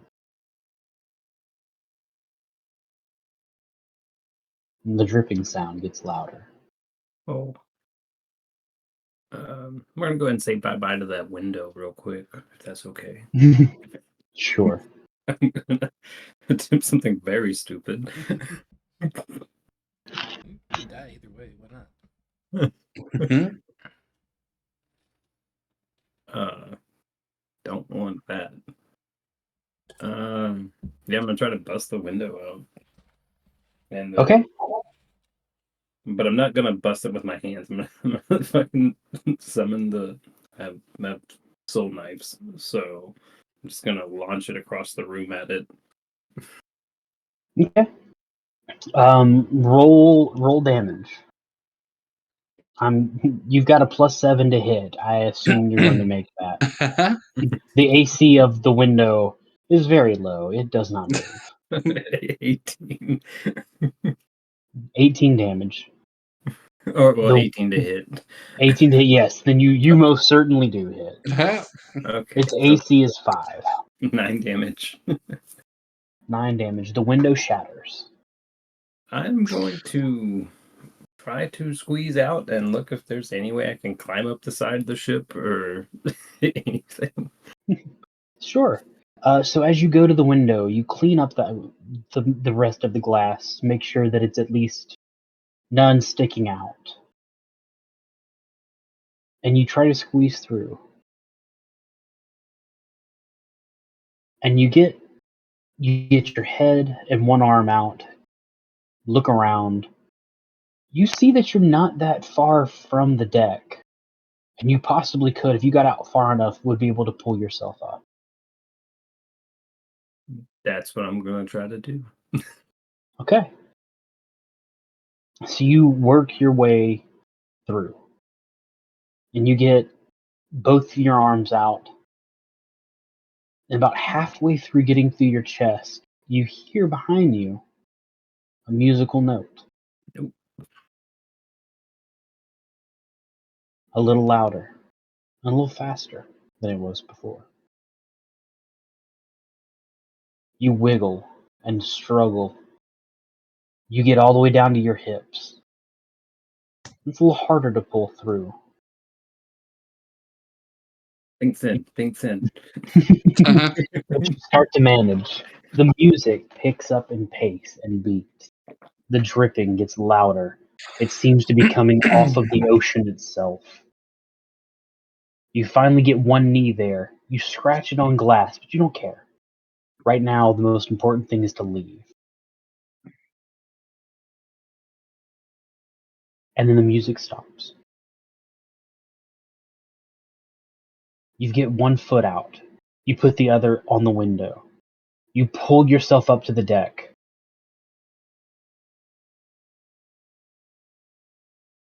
Thomas, Yeet. you wake up. And you are not in your bed. Hmm. You are not on a boat. What? You hear the sound of crickets. A soft, gentle breeze caresses your face.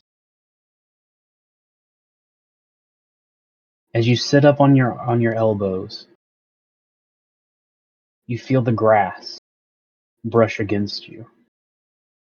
The night is warm. The stars are out. There's smell of cooked bread on the air. You're on the side of a hill just outside your village. Hmm. You've been here 1,000 times, and 1,000 times more. All is well. You know that in a moment,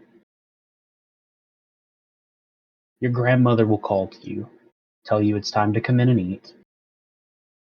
Your grandfather will regale you in stories of his adventures in his youth.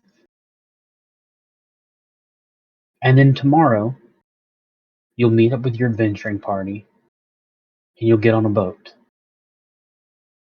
so that you too can prepare for your next adventuring story to regale him when you return. You do, however, hear one different. It's a dripping sound, slow and rhythmic, almost quiet on the breeze, and if the crickets were just a little louder, you wouldn't even be able to hear it.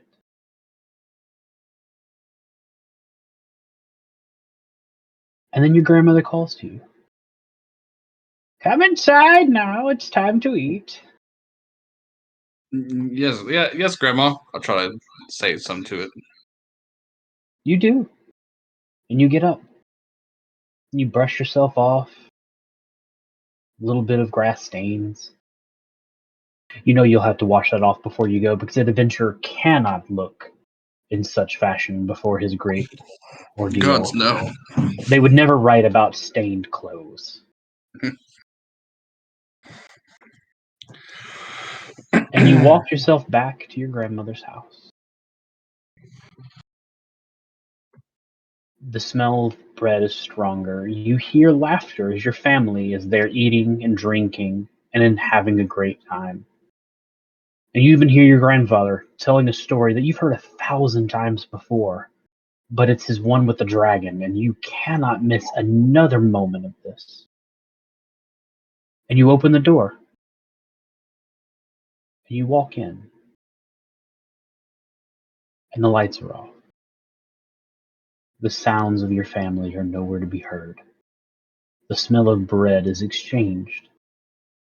It's now the smell of dust and emptiness, as if in a place that hasn't been lived in years.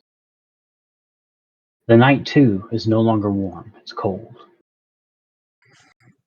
The moon that was gently shining is now burning with an orange light. The dripping sound now is louder. It's echoing in the room. What do you do? Do I know? Like, when I wake up, should I be on a boat? Like, is my character like? You are vividly aware that that when you laid down, you were on a boat. Okay. Hello, Captain. Vexel. I'll start calling out all the names of our party. You know, anybody here? I'm gonna start. I walk in. You do, and as you look around, you hear first nothing. No sounds but that dripping. And then from upstairs, you hear very quietly, Captain! Vexel! That dripping coming from. God, dripping. And I'll start making my way towards the upstairs. You do. And as you head upstairs, you hear it call out again. Captain! Vexel! And you know that voice. That's Oblivious, messing with you again, as he always has. Oblivious. Can't believe. Look, I'm like start trying to apologize. Like, I didn't mean any racist comments to you or the other Kenku. Kenku! Comments! Racist. Do I have my weapon? Do I have just nighttime clothes? When you woke up on the hill, you had nothing. You were in your common clothes. When you opened the door and walked into this, you had everything. Yeah, I'm gonna try to like go for my sword. You do.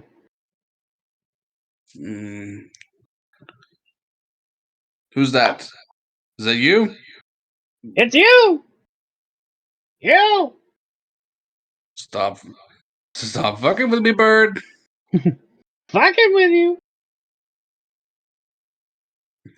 I'm gonna look around for the dripping.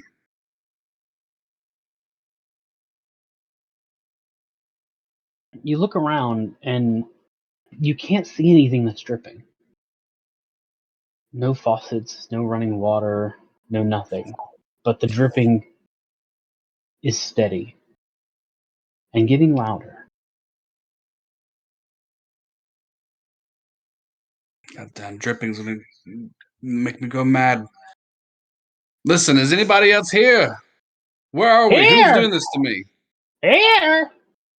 This is all a dream. This is all a dream. One that I will write about. When I wake up, be fine. I just start like investigating the upper area for traces of anything. As you go further upstairs, you come to the landing, and there's 3 doors. There's the door to your grandparents' room, the door to your parents' room, and at the end of the hall, the door to your room. All are shut. But from the bottom of the door, you see movement, a shadow. Someone's in your room. And as you approach closer, you hear again. From this time, you know for a fact it's on the other side of that door. Fucking with you! I'm gonna try to approach the door with my sword, but I'm gonna try to have some type of like intimidating presence where it's like, get the fuck out of my room! It's not your fucking room. Roll intimidation. Let's see here. 11. You are an intimidating presence. But nothing stirs. The shadow stops. No longer is it moving on the other side of that door. And it does not respond to you further.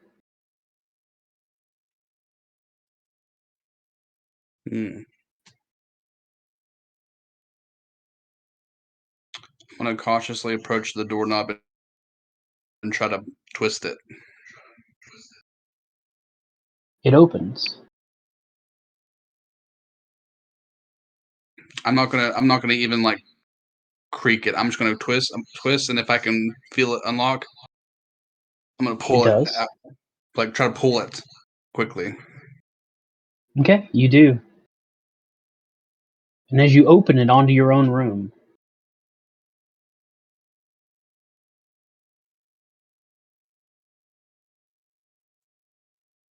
you see standing in the center, obvious. His back's turned to you, but that's him. Just standing in the center of the room.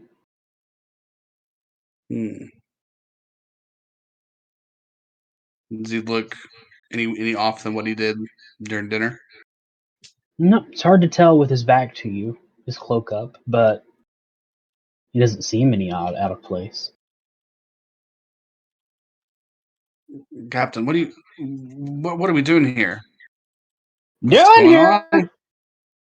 Okay, stop mimicking me, please. Tell me what's going on, and I'll just start like gradually approach him. Okay, as you start to approach him, there's a new smell in the air. A scent of apples that have soured. Bread that's gone stale and moldy. And a copper smell, metallic, that leaves a taste on the tip of your tongue. Oh, what is that? And as you approach, the captain turns around and looks at you. But that is not his face.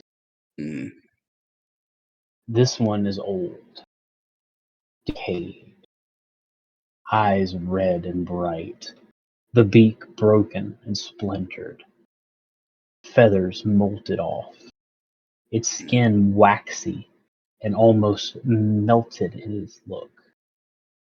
And it grins with human teeth inside the beak. Found you! Oh.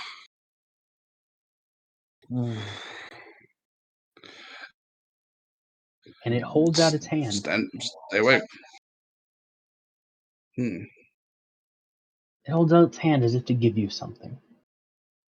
And you feel compelled to take it, though you know something's wrong. And as he places inside your hand, shut up, Mike. He pulls away, and you look. And in your hand, there's an ear, bloody, as if ripped. And you notice an earring that's somewhat familiar. It's a silver oak leaf with red adornment. The same one that you gave to your grandmother for Christmas last year. And it looks at you again and smiles. Found you! Don't know what game you're playing. I'm gonna try to like go for like a downward slice. Do it. Roll to attack.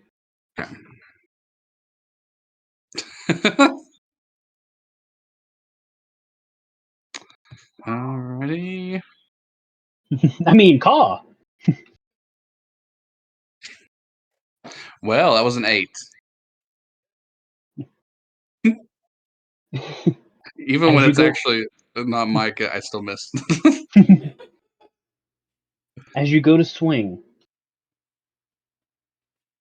the sword cuts through them as if shadow, and it bursts into feathers that engulf you. Tyler, Haley, Yes. Mike, Oh God. What? Austin, Oh. Tom. You are all now standing in a forest. You are together again. The forest is old. The trees knotted and warped. Most of their limbs barren and wrapped in curls. The moon now glows red. The light definitely hurts your eyes as you look around.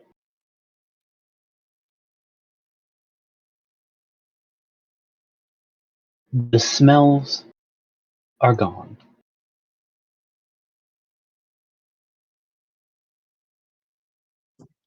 The wet is gone.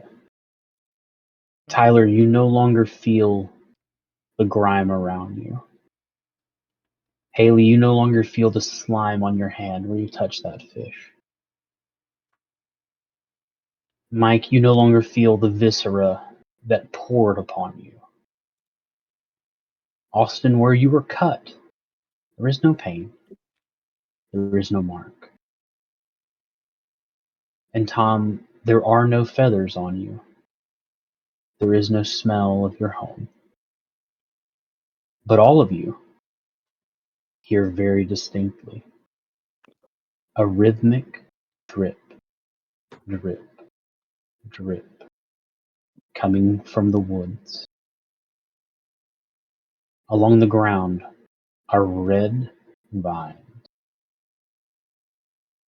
You can see them all now, throbbing, pulsing, giving off a glow, dim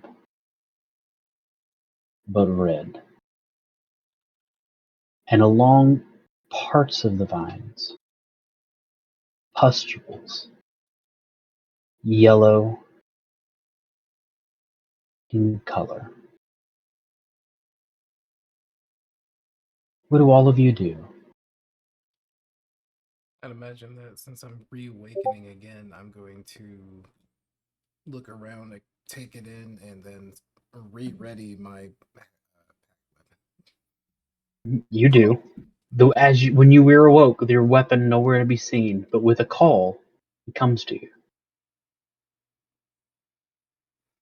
Do I see him do that? You do. You see each other. You gonna slice off her other ear? Here? I walk over to him. You heard me, bird. I saw you with my grandmother's ear and her earring. What game you playing at? Grandmother? Yeah.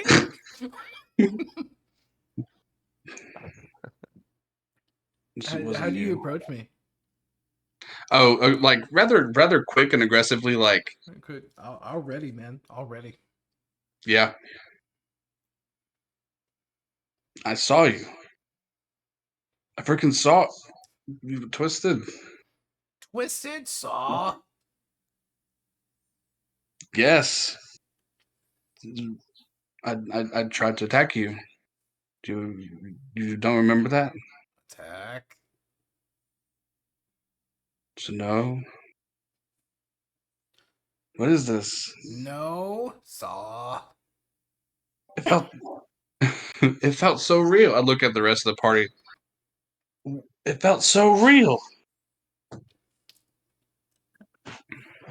I just And then like just like to point out over here that all of a sudden I was in my room and now I'm here. What?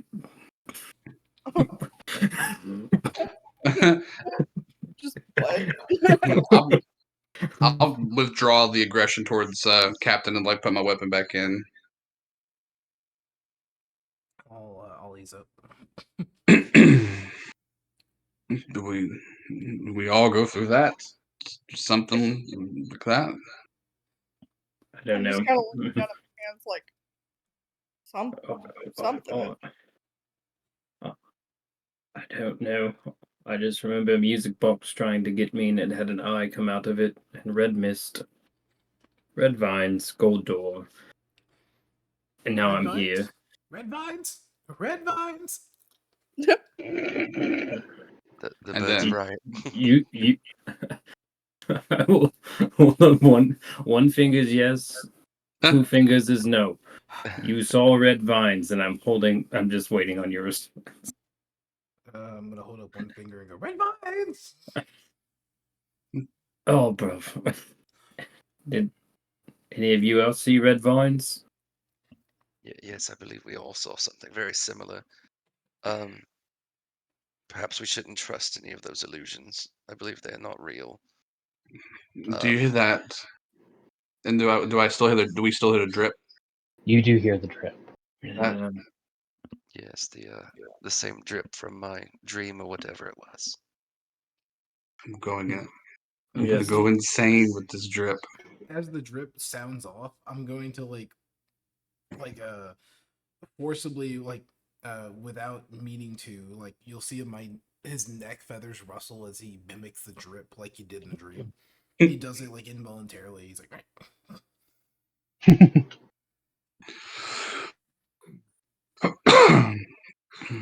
So we got 2 drips now. I don't know. Dream felt very real. I felt the window cut my leg, and now there's nothing there. So, it is what it is, bruv. Where's the ship? We're supposed to take out goblins? Is this what we're... I think we have bigger problems now. Yes. Perhaps maybe we follow those red vines on the ground, similar to what I saw in my dream. I'll start approaching Vexel. I'm supposed to write a story about goblins on my grandma's ear and dripping. Well, I'm sorry. You don't want to write a story about dripping in your grandmother, but perhaps it will be more interesting than goblins. Dripping in your grandmother. Ew. So, I'm sorry, Vexel. Sorry. It's quite all right. We've all been through a lot tonight, I would imagine. Imagine whatever it is that was looking down upon the moon might have been the same eye over there. There it is. Can I find the voice? Same eye I saw in the moon, I saw in the music box. So it's watching. Whatever. Did it is. anybody perhaps talk to anybody peculiar before dinner? I talked to a portly fellow. I helped him sort out his rubies. Oh yes, it was the chest I helped him sort out his mess with. I found in my room, in my dream. So Okay. chests just move around apparently. So I don't know. I don't know. New Verda? I was attacked and swarmed by flies, and there was a red thing chopping up the captain, and rotten food, and I stuck my hand in something, and I really don't know what it is, and she's still like shaking her hand like you're trying to get like water off of your hands. Like it's not there, but the feeling is still there. This is gross. That's very gross. Tell me about it.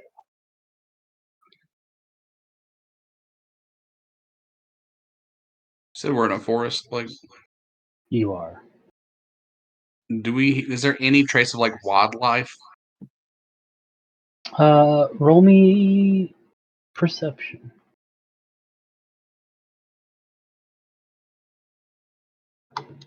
Two. Did you say 2? Yeah, 2. Not that you can really tell. This has not been your forte, and the night has been long. Okay. All I can hear is the dripping. I don't hear any animals. Nope. Just drips. Blake, can I interject here then? I have Natural Explorer perk, and my specialty is forests. Oh. So I'm particularly familiar with this, and would I be able to maybe detect, or I could use, I think I have something I can actually use. Sorry, let me find it. You're fine. Yeah, can I use my Primeval awareness, please? Which is you expend 1 slot, and I can sense if there's any aberrations, celestials, dragons, elementals, fey, fiends, or undead within 1 mile of us. Actually, it'll be up to 6 miles since it's in my favorite terrain. Mhm. And which one are you picking? It says any to sense whether any. I don't know if that means it would be any. Like, would it be all, or do I have to pick one?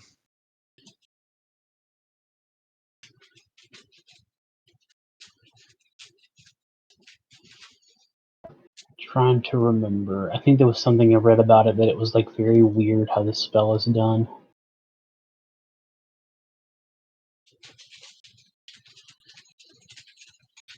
Well, either way, you could just have me roll with something. Then if I'll just see what's No, out it there. is the following types. Okay. You do sense that within 6 miles of here, there are aberrations. Okay. I will relay that to the party. I don't think we have to go through it or anything, but I can say it if you'd like. I'm You can sensing definitely tell them. aberrations. I assume I can't tell like how close or anything. I just know they're out there, You right? cannot tell the direction or how close so far. Okay. So there's definitely something out there. I'm sensing aberrations all around us. Somewhere. Maybe. Within 6 miles. Yeah, somewhere within 6 miles there is an aberration. So That's what I remember. This spell sucks. Yeah, I think I remember Go having ahead. That's a very specific number. It is, and it also, like, if you think about it, anytime you use it, it's going to be like, yeah, there's something there. Something, yeah. Can't tell you Yeah. where. Because of how broad.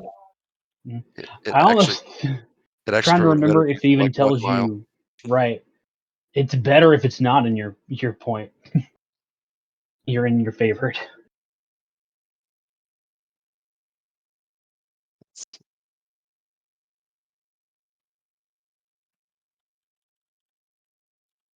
Mhm. What do you all do?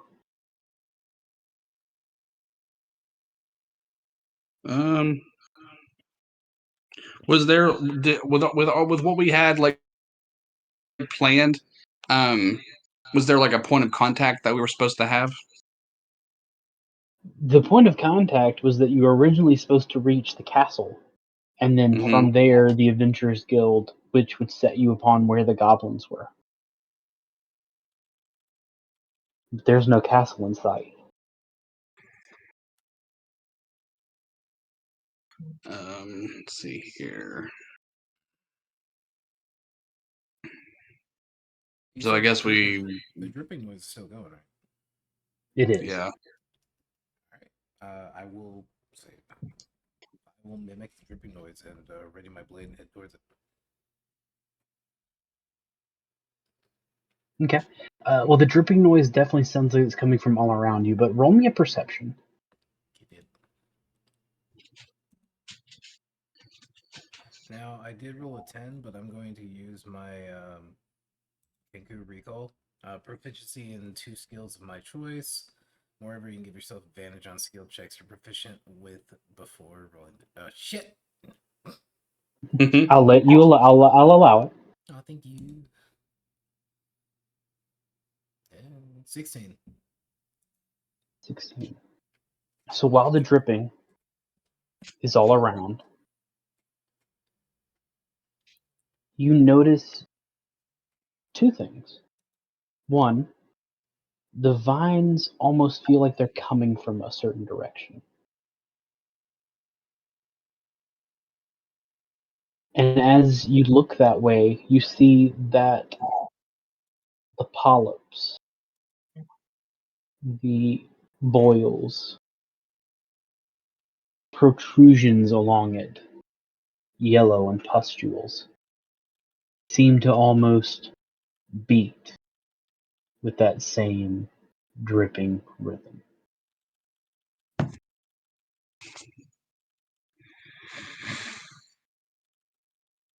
I hope this dripping goes away. I hope. I will, as soon as he says that, I will mimic the dripping again. Closer to him. Yeah.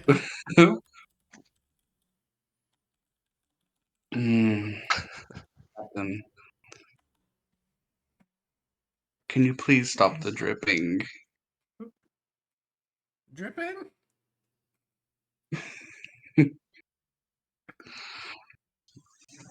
Oh, I'm gonna look for like the way the vines are going and see if they're like going a certain direction in the forest. Okay. Yes, they are. Okay. So, well, no use standing around here. So let's get on over here. Let's follow these vines all the way down.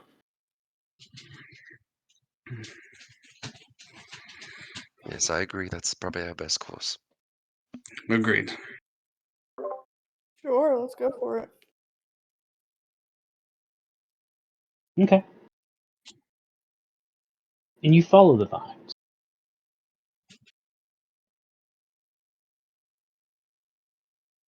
As you go deeper and deeper,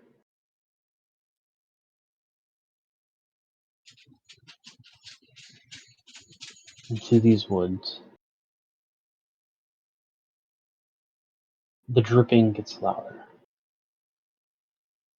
Your sense of this place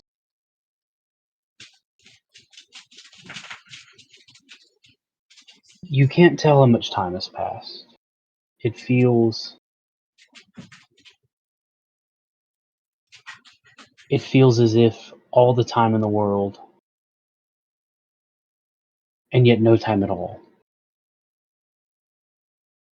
The dripping sound now beats in your head, and it feels almost as if your own heart is beating to that dripping sound. The moon's red glow shines bright at the apex of its journey across the sky. As you follow the vines, you come to a clearing.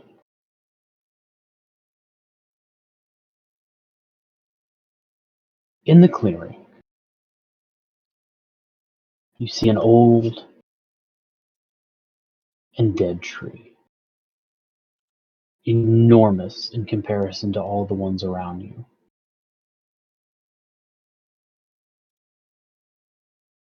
Blood red as the moon. And at first, it sounds as if the dripping is coming from the tree. And the source has finally been recognized. But then you see, almost as if it slowly fades into light, as if a cloud was in front of it and is dissipated out. The dripping coming from the moon, and it's dripping blood red onto this tree. And the tree itself is wet with blood and sap. Hanging from its branches are body parts. The smell overtakes all of you, metallic and copper. And then you see the blood starts to coalesce and forms and shapes until finally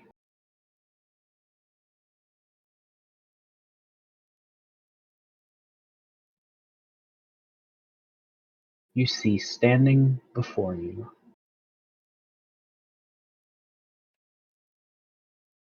the size of the tree, staring at you, the viscera and tendons slowly forming. And I would like you all to roll initiative. You got it. I know it's late, and I promise you this fight will not run as long as you think. I'm loving it. What? I'm gonna roll and then Why is pee. that? You don't say. And I will tell you this, it is not simply because of how strong the creature is. Hmm. Blake, question. Do you want me to Yes. give you my initiative then P, or P then give initiative? If you would put your initiative in the channel, Okay. and then everybody take your 5-minute pee break. Cool. And what was your question, Mike? My question is there any possibility of any of us walking away from this fight alive? No. Oh. Well, it's been fun, guys. I'm gonna go ahead and hit the sack a little early tonight. I'm gonna shoot myself in the face with my bow. Yeah. I'm gonna go eat my own ass. I'll be right back. Sounds more effective. Jesus.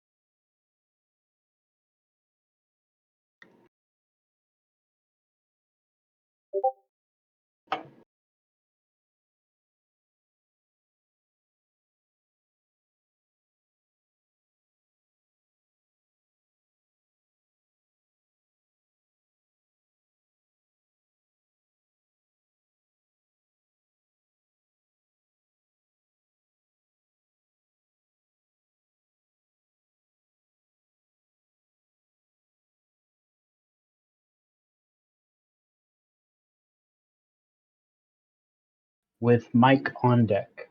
Oh boy. Mhm. Let's see here.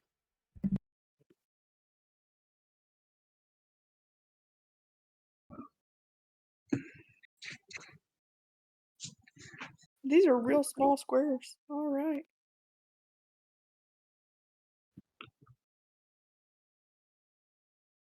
So is this thing actually like okay? Never mind. You're within 30 feet of it.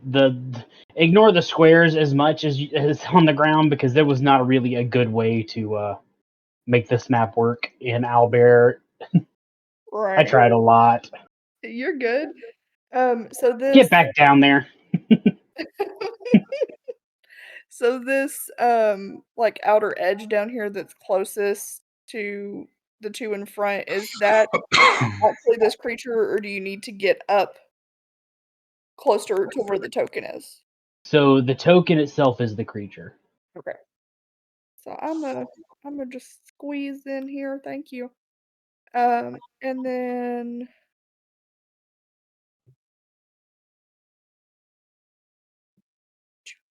I would like to rage. Indeed, you do. The sweetest And rage I've ever heard. I was just thinking, I was like, I would love I to would like rage. to rage. Uh, and then I'm gonna swing at it with this dragon's wrath weapon. Oh, swing away. Oh, that's a 13. 13 unfortunately misses. Well, boo. Well, at level 7, you should be able to swing a second time. You right, I think. If you went straight level 7 in Barbarian, I believe in you. I did. And you also, are you a wild Barbarian? I am. Then Oh, you that's have a good. magic table too that you can roll on. You right. You're gonna have fun with that one, Haley. I am. When you enter a rage, roll the wild magic. Oh, yay. Okay, so it's a d8. Mm-hmm. We're just gonna see what that is. It's a 2. So that is. I teleport 30 feet to an unoccupied space I can see. Until your rage ends, you can use this effect again on each of your turns as a bonus action. Well, that's nifty. Nice. I guess instead of walking, I would have just booped over there. Just fucking bamfed. And then missed. Twice. Oh no. Yeah. Ooh. So I guess that's my turn. Very well. Then, Mike, it is your turn. Tom, you are on deck. Okay. So since that was a dream before, I'm gonna say hi to this guy again with dude's voice. What's his name? Tom's character. Bonifay. Bonfay. Use Bonfay's voice to say hi. I will cast Hexblade's Curse on the tree. You've used that once per day. Is that? I thought we were sleeping, so I thought it was like dream stuff. You know, it's a weird world. I'm gonna allow it.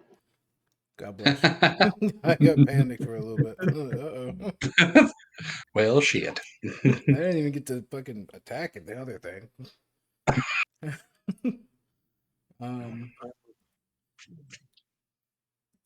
We're also weird sizes, so Weird sizes. about 30 feet. All right. About 30 feet. What's the length of this table? Really, Blake, I know you said like you're struggling to figure out the footage of it. What would you call 30 feet? I think he said that I was within 30 feet of it, so you would have been within 30 feet of it. Yeah, if you just ignore the squares, the actual measurement is correct. So, like, this is 30 feet.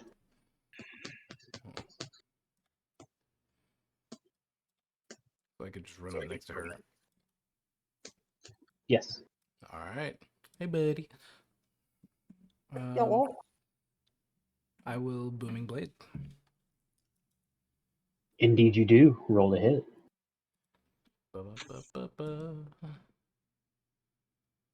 21. 21. 21 indeed hits. I was gonna say, woo.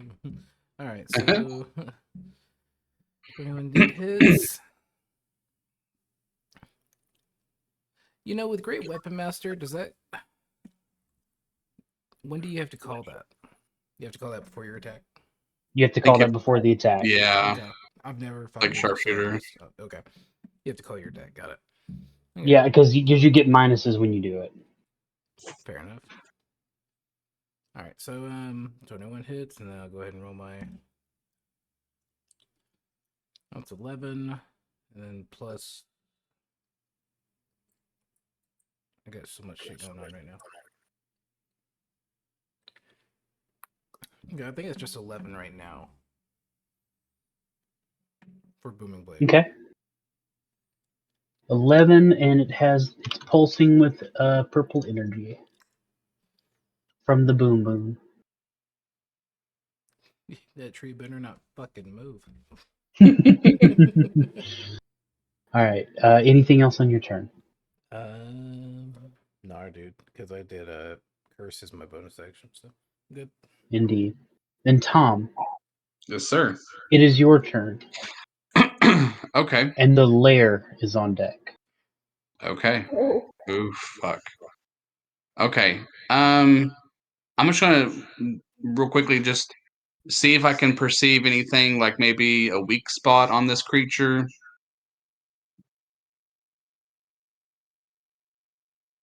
Roll me investigation. Okay.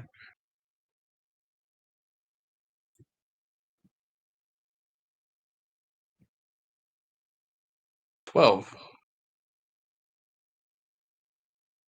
Not one that you can notice. To you, this is a horror of horrors dripping down from the moon. Okay. Boniface just gonna take a little go look. All right. All right. And he's just like he takes a quick moment to kind of like psych himself up.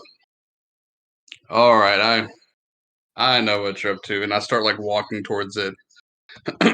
You thought you had me, but I know what you are. You're a figment of my imagination.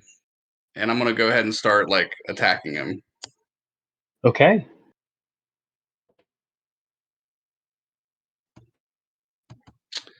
And gonna do great sword. 8. 8 is a miss. Okay, we're gonna do another action, and we're gonna attack with great sword again. 15. A 15 is also a miss. Okay.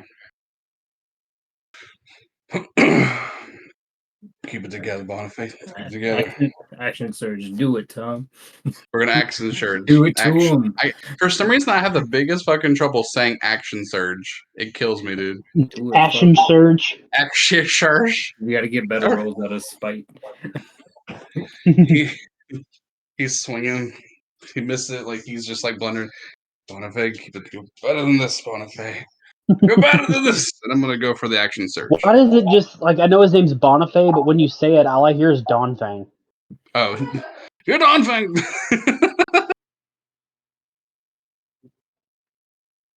You know that is. I never noticed that. 15.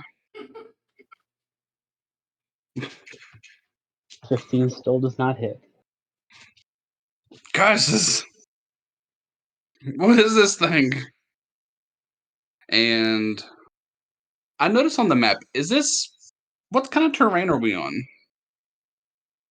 You're still in the woods. This is dirt, cracked Okay. dirt. Alright, so I used up my action surge, and that is my turn.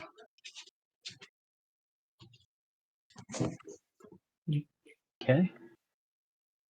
Then it is the lair's turn. Austin, you are on deck. Okay.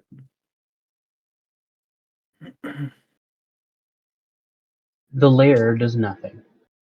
Mm. Austin, it is your turn Okay. with the amalgamation on deck.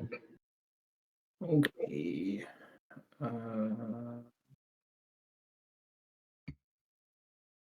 just It's called the amalgamation. What's the lair?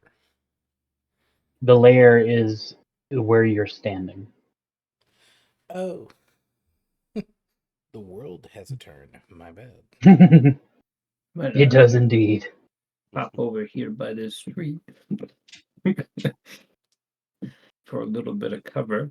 And then is that? I want to make sure that's still. Yeah, we're good. Now as a rogue, I have to ask: do I have advantage on this if I hit? You do because Oh, there good. are you have teammates standing next to the creature. Okay. So out comes the blades from my hands. So they come out in like a chi hand, I guess, and it flings a blade out at it. So here we go.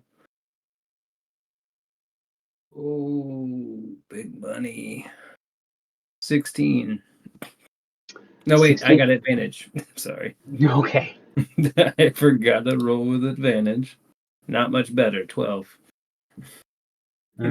Both miss. All right. Aw. Offhand.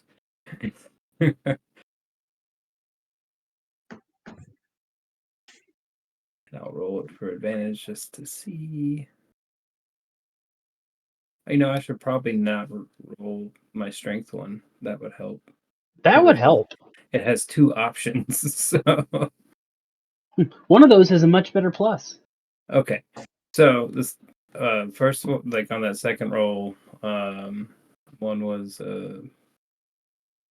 had a -1, so it was a 19 plus 7. I'll just call it there, and then I rolled That- a nat one on the other one.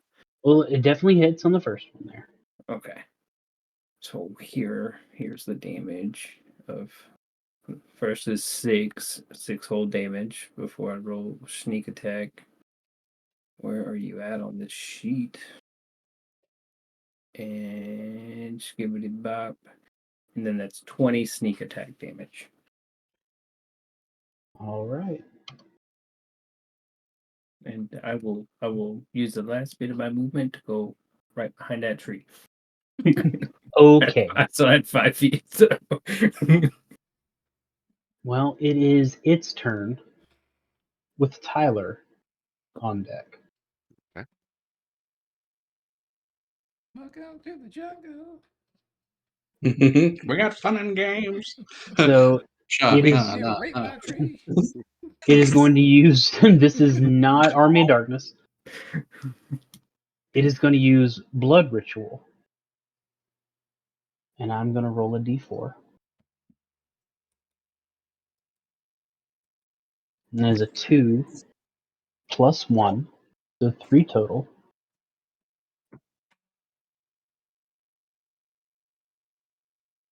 Mm. And it summons 3 blood minions Mm. within its lair. One of those are behind me.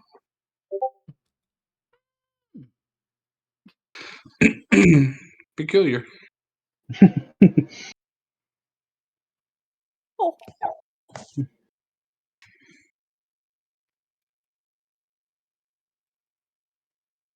And then it is going to use its Blood Torrent attack. And that is going to be against Haley. of course it is.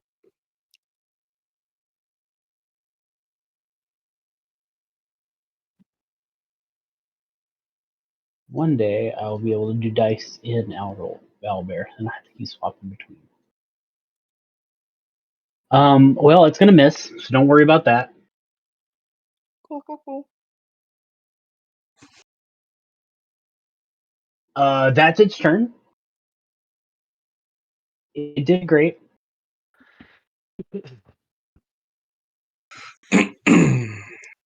It's looking at me.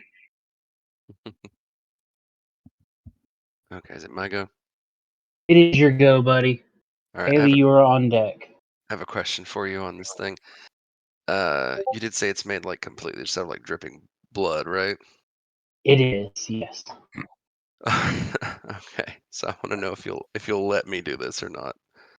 If But you're I'll talking about your seed thing, that won't work. why will that not? I'm just curious, based on the definition, though. The description of water. The description of water, which blood is 51% water, and blood plasma is 90% water. And it actually says that I can use it on any creature or elemental creature or that is composed mostly of water. True. But this is not an elemental. Okay. It's an aberration. I like the cut of your jib. Full Metal Alchemist had better rules. That's all I'm saying. Right. Then go watch Full Metal Alchemist. I will. Right. I'll watch it with you. It's a great show. Okay, I will use. I will make a character like that one day. That's all I want. Another quick For question. generations! Yeah, buddy. So you said it's an aberration. That wouldn't fall under like beast or anything or primordial or anything weird like that, would it? Because I have some effects for that. No, aberration's its own thing. Okay, thank you. Sorry, I didn't know. No, you're good, buddy. I promise. Yeah, Let's see. I had a Ranger 5 in like Rogue 2 earlier, and I changed it because Mike told me he had a Ranger, and I was like, I don't want to do that. And I had Aberration picked as his type. Okay, I guess since this number 2 is so close to me, I'm gonna try to attack him. Okay. With let's see. That is an 18 to hit it. It sure does. Okay, and that does. It is 8 damage, but I have a bonus 2 to that type of weapon. That I have to add on extra, right? It doesn't do it automatically on here, does it? I don't think it does on my roll. Because it just says. What is the bonus to for? For any ranged weapons. All I've got's like a bow, so I'm trying just to shoot it like right in front of me. What is the +2 from? It is from Because fighting that'll style, tell archery. fighting yeah. style. That +2. should be added. Yeah, that Okay. should be added. Yeah. That's why I want to check what it was from, because some of them are and some of them aren't. Okay, well it says a +2 bonus, but when I rolled, it only says 5 + 3, which is like the normal. So I don't know, but anyway, it's 8 if it's not extra. Is So that was 8 +3, +1, +2 from somewhere else? What's your Yeah. dexterity modifier? Let's see. The +3 is the damage from the short bow is 1d6 + 3. I don't know what that. The +3. What's your dex mod? Oh my god. I'm sorry. Where is that at? It's at the top. Oh yeah, that's the +3. Yeah. Okay, so it's not added. So it's not added. Then I would say yes, we can add it. Okay. I don't so know that'll why it's not calculating it. It should. Okay, so that would be 10 damage on that. Very well. Nice. And it says that I can do a second attack too. Go for it. So we will do. Yeah, that one's a 26 to hit. So. It sure shit does. Nice. And that one Hell will yeah. be 5 + 2 be 7 damage for that one. Okay. And that's all I can do. All right. Well, then we go back up to the top. The Hemogorgon's ritual for the blood minions. The blood minions are now on the deck. So Haley, you're up first. Mike, you are on deck.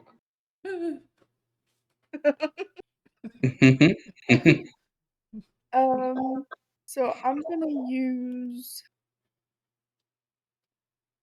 my little Bamfy Bamf Mm-hmm.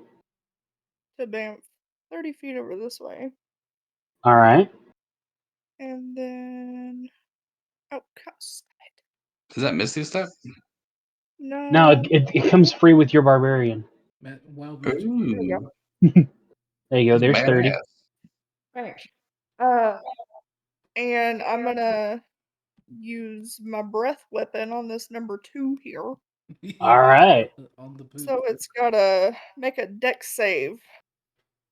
It will make it. And it will fail it.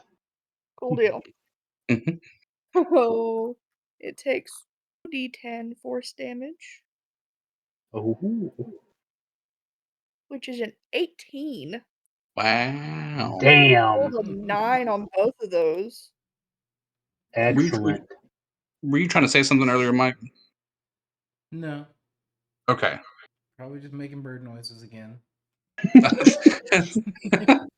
Aw. Drip. Aw. Caw, I say, motherfucker. So you actually blow the force from your roar reverberates so strongly the minion actually turns back into a puddle of blood. Oh yeah.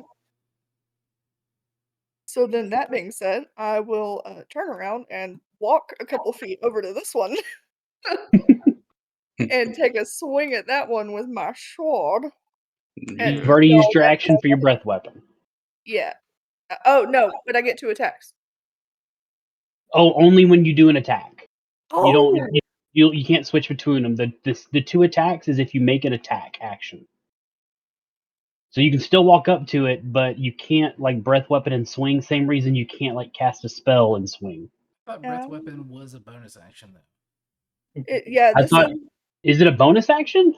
this Yeah. says when you take the attack action on your turn, you can replace one attack with a 15-foot cone of breath Oh weapon. shit! All right, I apologize. That is different than what I had. Then yeah, 100%. Fuck, go for it. Sweet. I rolled a 6. Kick its ass, though, Seabass. so Oh, well, never mind. Don't kick its ass that hard. So now I'm just kind of standing here like, I've rolled 2 1s. Like, I have a +5 to hit with that sword. I've rolled 2 1s with it. Oof. It is not my friend. Anyway, that'll be my turn. Mike, it is your turn. Tom, you are on deck.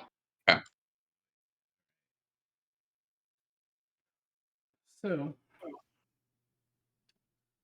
I'm gonna go ahead and bonus action first with Thunderous Smite. It's Oh, gonna add 2d6 to my melee attack, and additionally, if the target is a creature, it must succeed on a strength saving throw or be pushed 10 feet away and be knocked prone. This thing a creature? it is technically a creature. Yes. I'm gonna rip them Is roots it out, based on boy. size or is it any of them? It just says creature. It don't give a Cool. fuck. Then yeah. Then it doesn't give a fuck. It counts. I want a nice description of the roots getting ripped up. That sounds cool. So You gotta hit it first. I'm getting there. So is this thing undead or fiend by chance? It is not. Okay, cool. It is an aberration if you have anything for that. No, I'll just call it a day. So Booming Blade will be my action. So I will make a melee attack against it. That's 2d6. I get the 1, and I'll go ahead and Divine Smite as well. So hold on. Starting at the beginning. So you're doing a different smite, But it's not an and then attack you're or a spell. It's a feature.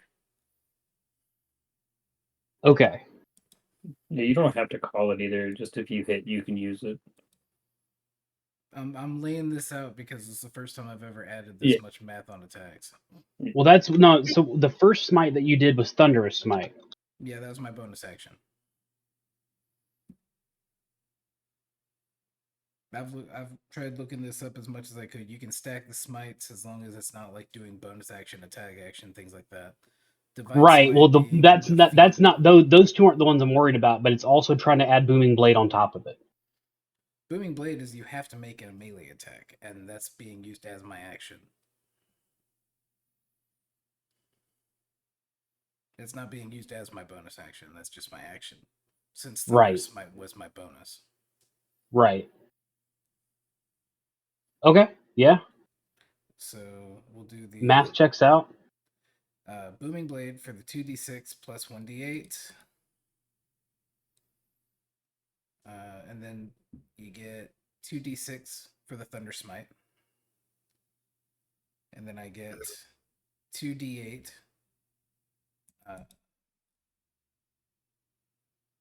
You know what? Fuck it. I will make it a third spell slot, a third level spell slot to make that 4d8 on the Divine Smite. Okay. Did you roll to hit it? Not yet. I'm just trying to get everything lined up. Okay. Nope, I'm with you. I'm with you. I'm trying to do the math on my head side too. Hold my hand as we go through this. I'm with you. I'm holding your hand and cursing whatever Reddit forum you found this on. It was YouTube, actually. YouTube, forgive me. I never get to do this, and it's a one shot, and I thought I'd take a chance. I'm having fun. Are you having fun? I was until I saw you beat the shit out of this poor monster. No, go ahead, dude. Absolutely. I'm loving this because it never really occurred to me you could Thunderous Smite on top of a Booming Blade. Oh yeah, Like Warlock. the other smites, I'm with you. Like I got those. Yeah, But those two together, that's something else. Going Yeah, further, Warlock- you could also stack Eldritch Smite in there, I believe. But Yeah, anyways, Warlock Paladin's mean. Jesus. All right. Yeah. So let's go ahead and roll to hit. Roll to hit. 27 plus 3. So does 30 hit? Carry the 2. Yes. You know what's fun about this, buddy, is that with Hexblade's Curse, 19s are also considered crits. Yeah. Oh shit. Yeah. All right. So your weapon attack is full damage. On top of the smite. Oh boy. So, It's- given all the information, how I know that sometimes it gets a little mixed up with doing crits. What So do you want me to roll so crits? for this one shot, we are just going to do the standard 5th edition rules. Okay. So you're going to roll the dice for all the smites like normal. Okay. Your weapon attack is going to be your full weapon dice plus your charisma because you're a warlock. Yeah. So your weapon is a D10 Greatsword is or D8? It's It's 2d6. Yeah. So 12 plus your charisma is what? Plus 4. Okay, so that's 16. All right, so let's then roll your Thunderous Smite. So roll the 2d6 for that. That's 6. Shit. Hey, this is still Yeah. going to be good. So that's the Thunderous. So now the Booming Blade. Boom Blade is Boom Blade go.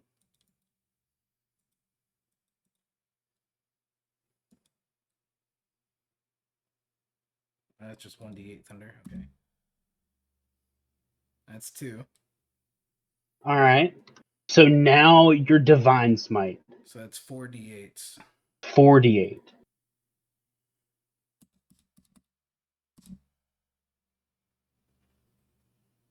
28. 28. So that is 51 damage in total in one turn. Fuck, I should have called Great Weapon Master. I keep forgetting I have that. You know what? I want to see what it does. So say you did that. That's an extra what? Plus Plus 10. 10? It's plus 10. It's nice. So 61 damage in total in one turn. With the level 7 character. Mm-hmm. So you rear back, your great sword in hand. You call out to your god and you call out to both your god and the entity that lives in your sword, and they both hear you. Thunder rumbles in the sky, although there are no clouds, no storm, no rain on the winds. And as you bring it down on this thing, the boom is so loud it echoes, and the moon itself shakes. The tree roots that kept this thing in place, that was the one thing keeping it there, uproot and rip the ground apart as it goes, as this thing is forced back.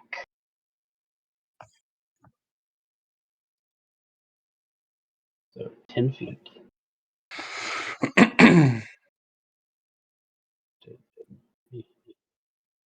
Yeah. And as the thunder and echoes finally die down, and the dripping is finally heard again. The rhythm's different, almost as if you shook the very foundation that it was on. Fucking yeah.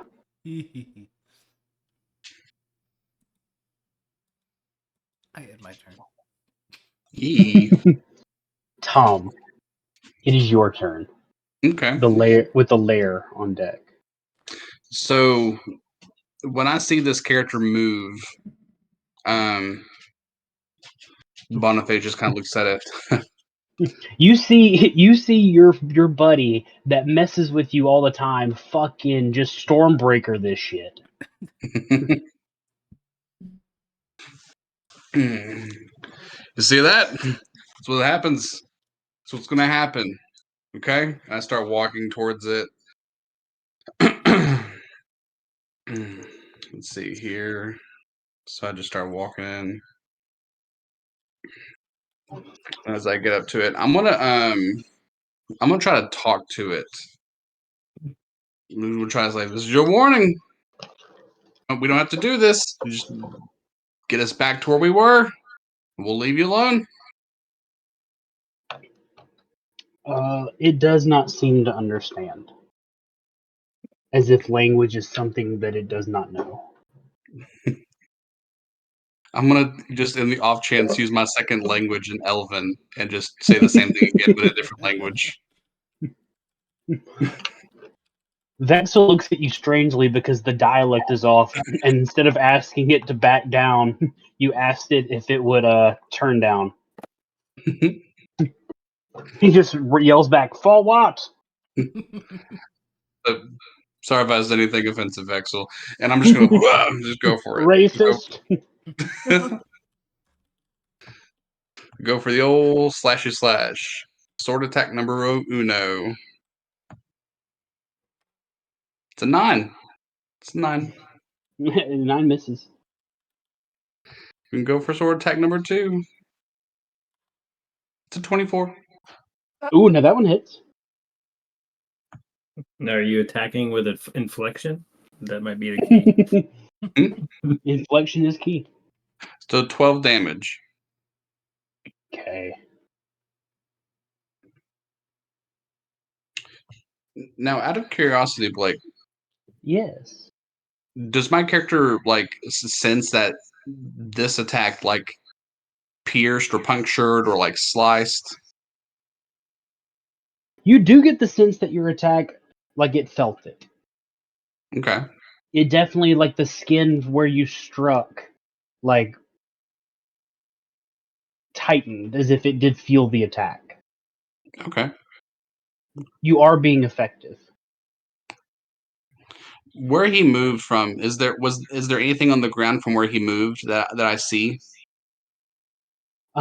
In the ground where the roots were and the dirt has been ripped apart, you see like almost an entwining web of these vines and roots. As you realize, the roots and the vines around are all roots of this thing. And in the very, very center is a pustule.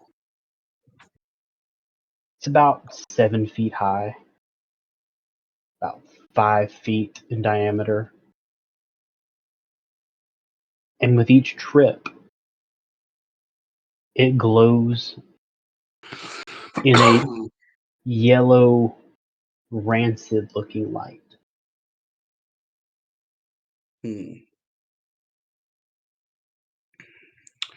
Well, I suppose a story of a blood tree being killed will be just as riveting as the rest.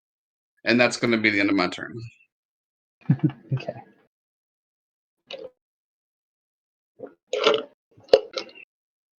It is the lair's turn. And the lair does nothing. Austin, it is your turn with the first blood minion on deck. I'm gonna take a little stabby stab at him.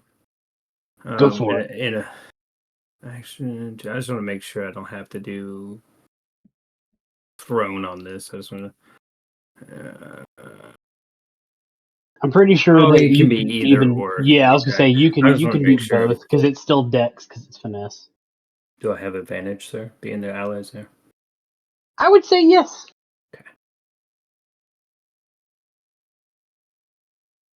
There's a 20. Yes, it does. So initial damage. That is 7 damage. And then sneak attack is 12. Alrighty. And then the offhand.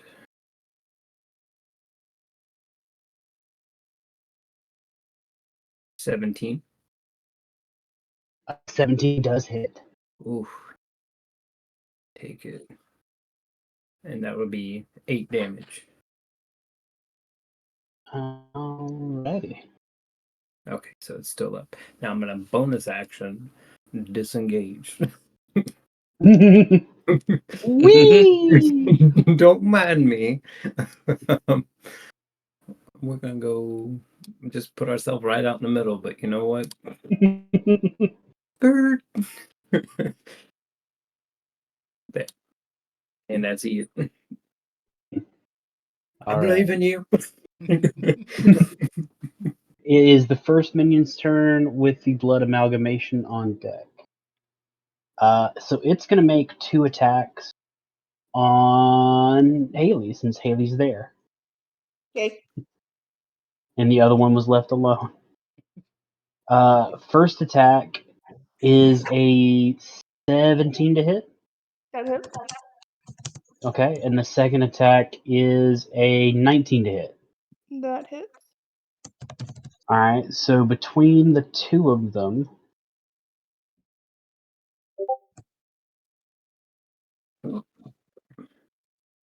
that is 12 damage from both attacks. And it's Total. half because you're raging. So 6 total. Yep. And then I do have a reaction for that. Ooh. So, Gift of the Gem Dragon, Telekinetic Reprisal. When you take damage from a creature within 10 feet of you, you can use your reaction to force the creature to make a strength saving throw. Oh, well, he'll roll that. I don't think his strength is very good. It's not. What was the total? 5? Okay. On a failure, it takes 2d8 force damage and is pushed up to 10 feet away from me. All right. Roll. I would tell you to go ahead and roll the 2d8, but as long as you don't roll double ones, it's going to die. So It's a 3. the 3, that is just enough.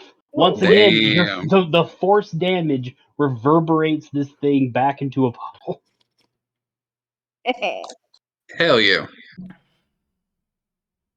All right. Well, then it is the Blood Amalgamation's turn with Tyler on deck. Okay. It is actually going to remove the number 3 on its own and absorb that back to its health pool.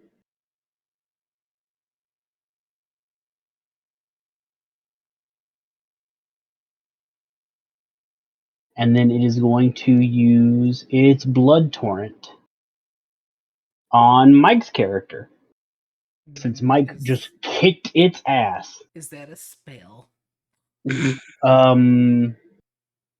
Let's see.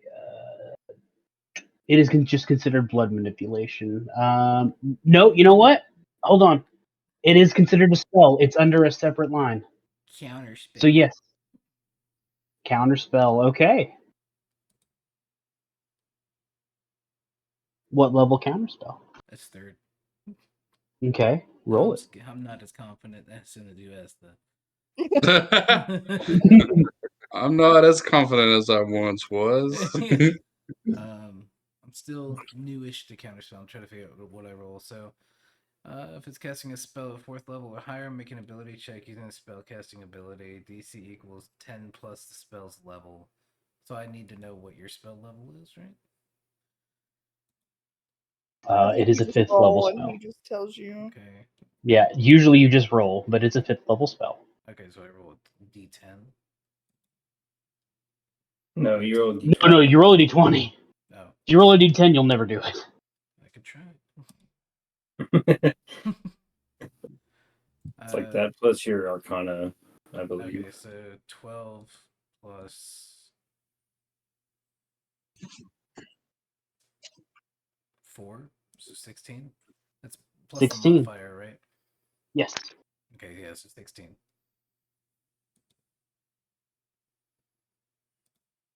Then yeah, you counter the spell. Ooh. I need a voice line of Lamar from Grand Theft Auto real quick.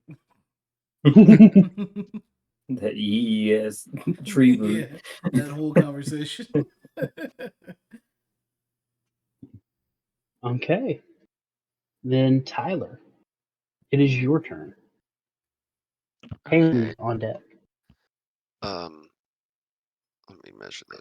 Yeah, I'm gonna stay safely where I am and fire my bow from back here. Understandable. Fuck it up. That's a 28 to hit. It sure as shit does. That is 10 damage. All right. Now we'll try that again with my second attack. That one is a 19 to hit. 19 also hits.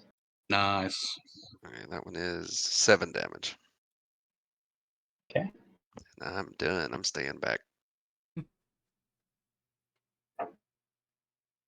All right. Then it goes up to Haley's turn, but before that, it's going to use its first legendary action. And it's going to use Blood Frenzy. Oh, It's going to make 3 tendril attacks, 2 on Mike and 1 on Tom. Okay. We go together. Fuck this, I'm out. Hand in the wing. Okay, so first attack is a 25 to hit Mike. Yeah. Okay, second attack is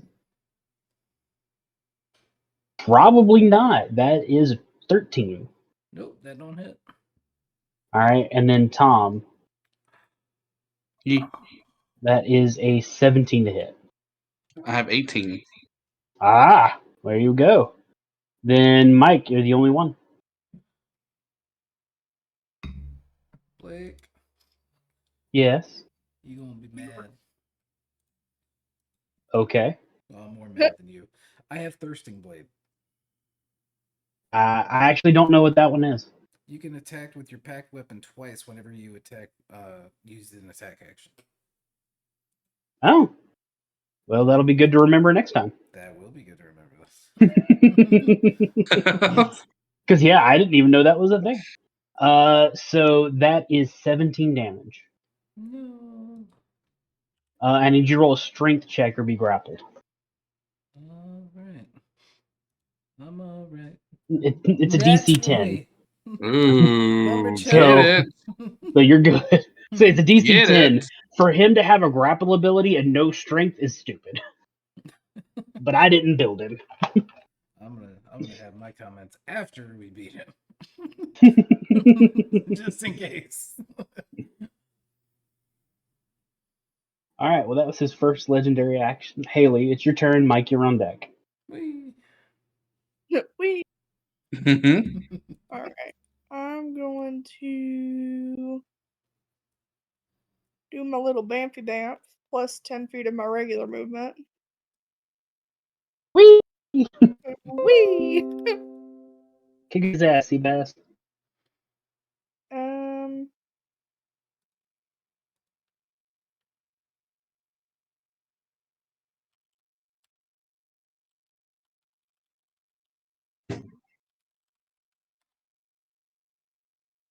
We're gonna do the breath weapon again, so he needs to make a dex saving throw. A dex saving throw? Oh, he doesn't have high dex. He's very big. He is on his side though. Mhm. Well, he rolled a 4 plus his all-powerful dex modifier to make it a 6. Mhm. So that's 2d10. That's 11 damage. Okay. And then I'm gonna take a swingy swing at him. There we go. That's a 21 to hit. Oh, it do. And so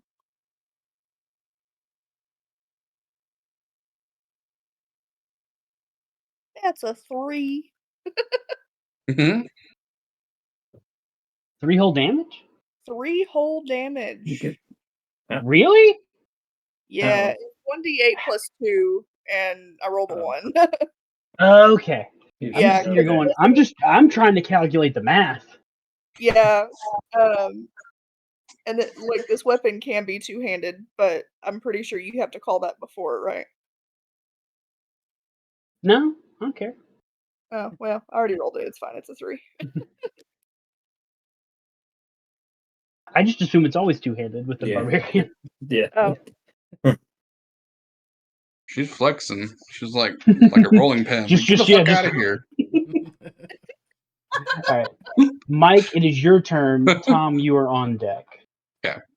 With a rolling pin. Let's Same do movie. this one more time. You should. Dan had a briefcase, so Oh my god. Fucking Dan's stupid Rocky. I'm glad that pet died. Oop. Yeah, I don't know if it died. It was a pet rock. I don't think it technically could die. It never had sentience. Unless it did. We'll never know. I'll ask him. I'll know. I'll message him. Thunderous Smite. Alrighty. Alright, and then yeah, Booming Blade. Okay. Okay, so one more time from the top. 2d6. Oh, I gotta roll it. Just start there. And I'm gonna call it Great Weapon Master. Okay, so -5 to the roll. That's why I'm gonna roll. But I also have improved pack weapon, which means I get +1 to my attack and damage rolls. Okay. And plus Hexblade's Curse, I get +3 bonus to my attack rolls. All right. So it's only really a -1. Yeah. That's pretty fucking awesome. So Yeah. 17 -1 is 16. A 16 just misses, dude. Sheet. Hold on. I could have a bonus somewhere here.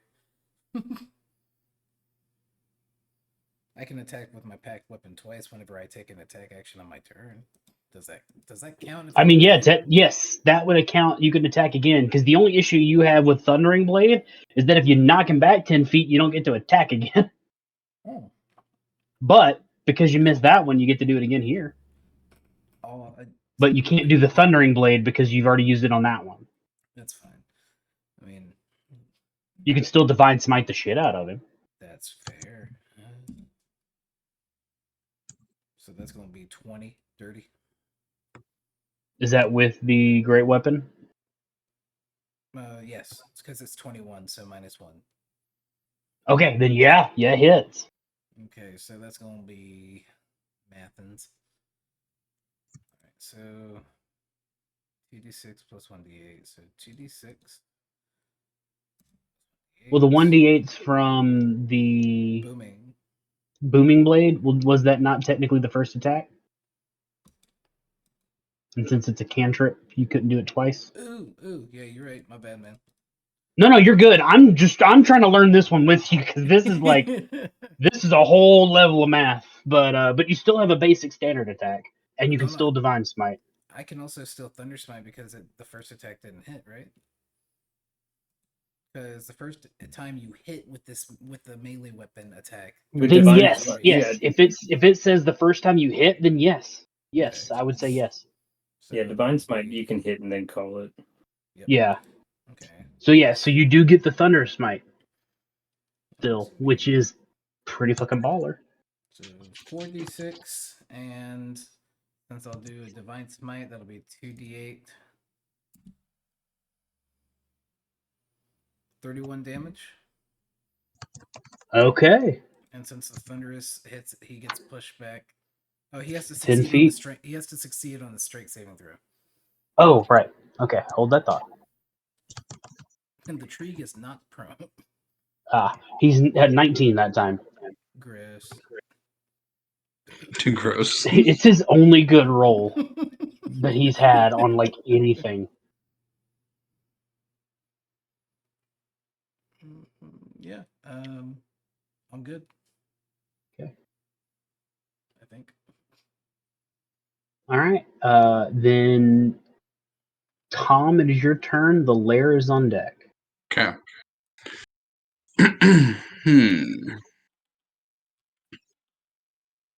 Do I see the moon? You see the moon. It's orange. It's blood red. It's blood red. Yeah, we're past the orange now. Do I get any like feeling staring at the moon? Like I shouldn't stare at too long, kind of feeling. Yes. Okay. God, it's the moon. Oh yeah, where was I? And I swing again. Swing again.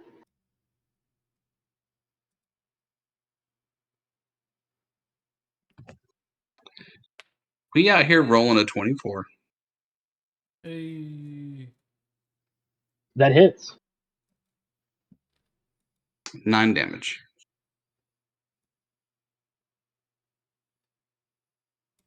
And as I swing that, could have avoided all this. We could have avoided all this. And I go for another hit. It still looks at you, not understanding the language you speak. That's a 1. That is a miss. First one of the night.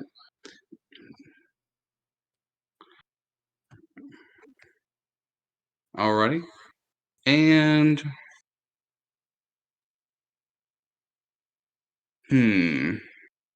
question. If I move left or right, if I strafe, will that provoke an opportunity attack for this thing? Or would I have to find that out? If you leave its reach. Okay. So if you go around it where you are still within 5 feet of it, no. But if you go out of the 5-foot zone, yes. Okay.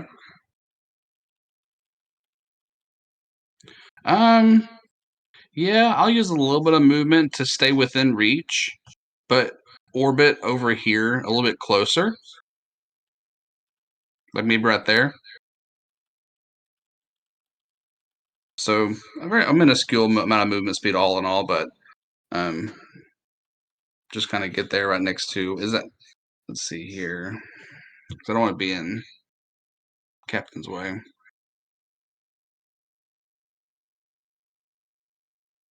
Okay. That's my turn. Okay, give me just 1 second. Yeah.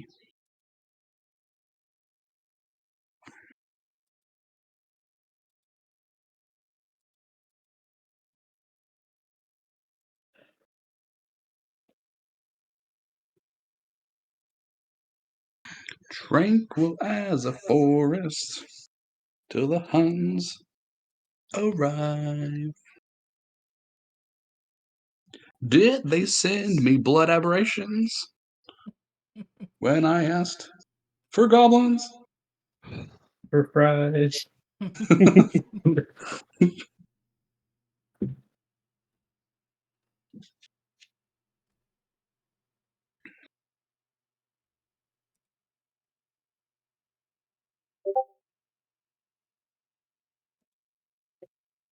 Okay, so it's the lair's turn. With Austin on deck. And the lair does nothing. Austin, it's your turn with the amalgamation on next. Okay, measuring. All right, we're good. Okay, so the root's exposed, basically. Yeah, I would say so because he's made it move now. So that's where, I don't know if you want to do it a cold shot, but that's where I'm going to be aiming these blades. If I would notice that, but I feel like it's with my perception of 24, would be like, maybe that's probably a good spot to hit. I'll let it be your call, though. I would say you could probably do that. It's big enough. Yeah, okay. So that's where I'm going to go with it. Do I have the advantage? I know I ask you every time. I just want to You make sure do. No, I have no problems with you asking.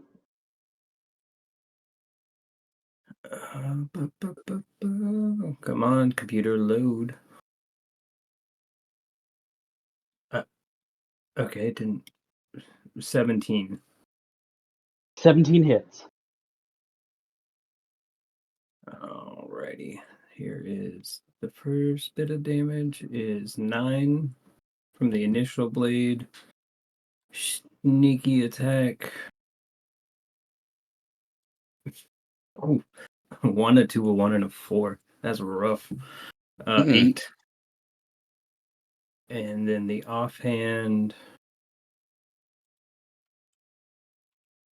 I got a nat 20 on the offhand. Nice.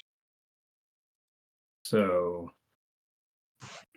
Okay, so that's full weapon damage. So you just want me to max it? Yeah.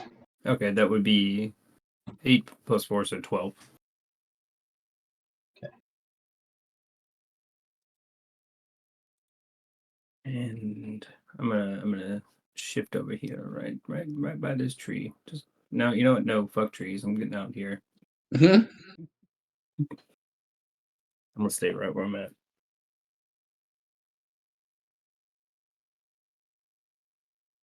That'll be it.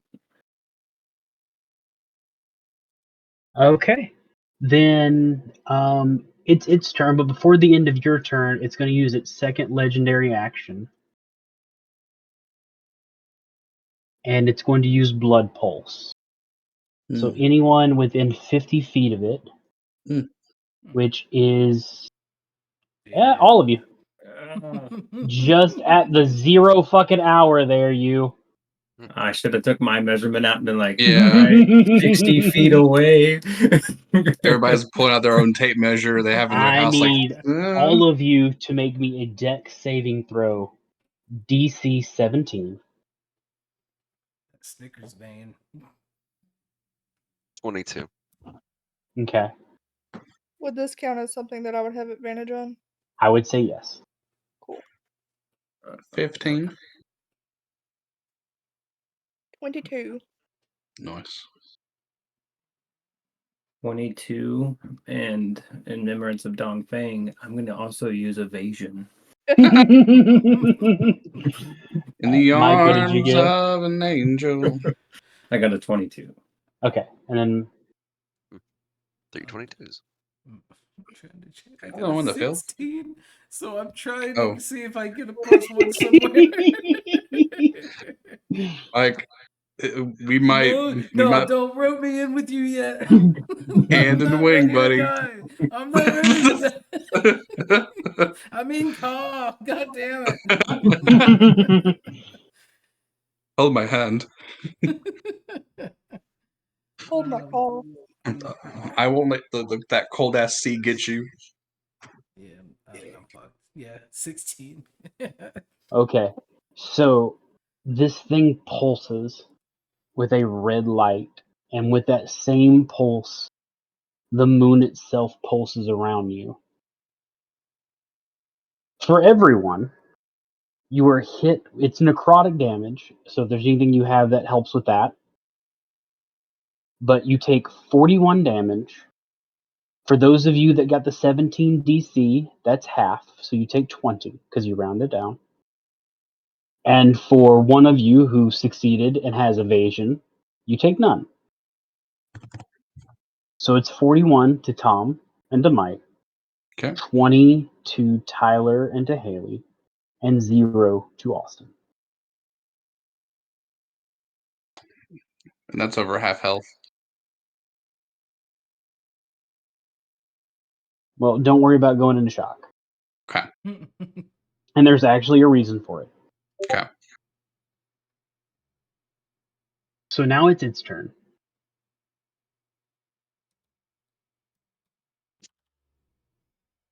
And it is going to make 2 tendril attacks. Tenderloin attacks. One on Tom and one on Haley.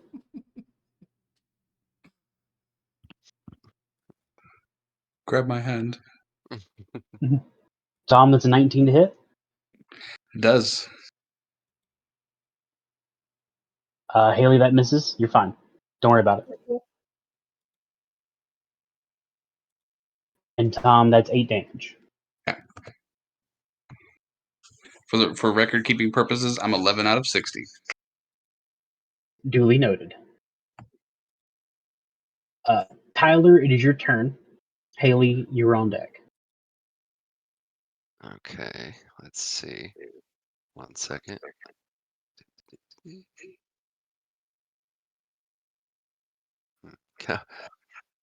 I'm gonna try to move. I believe in you. Let's see. I'm gonna move to get like 60 away from you, because I'm 30 away from you. You gotta get that 65 if you can hit him. 65. That's true. So let me measure. Have sharpshooter. Yeah, my bow has a range of 80, so I'm gonna Pull the Hunker pin. down. just where I need to be. You don't have that much movement. Oh yeah, you're right. I'm gonna Misty Step. he's like, I'm getting away. Okay, so I'll Misty Step to wherever that point may be when I find it. So I'm just gonna measure from you. All right, hold on, buddy. Hold on. I'm gonna hold this, and then that way you can move. Yeah, like right over here. There you go. Whee! Okay. And I'm just gonna fire my 80 range bow from back here. All right, let's. Spear. Okay, it's 21 to hit. 300 feet. Yeah, that hits. So that's 8 damage. If I'm gonna make a warlock sniper, it's pretty fucking cool. And then next one, 28 to hit, and that'll do I didn't say if it hit.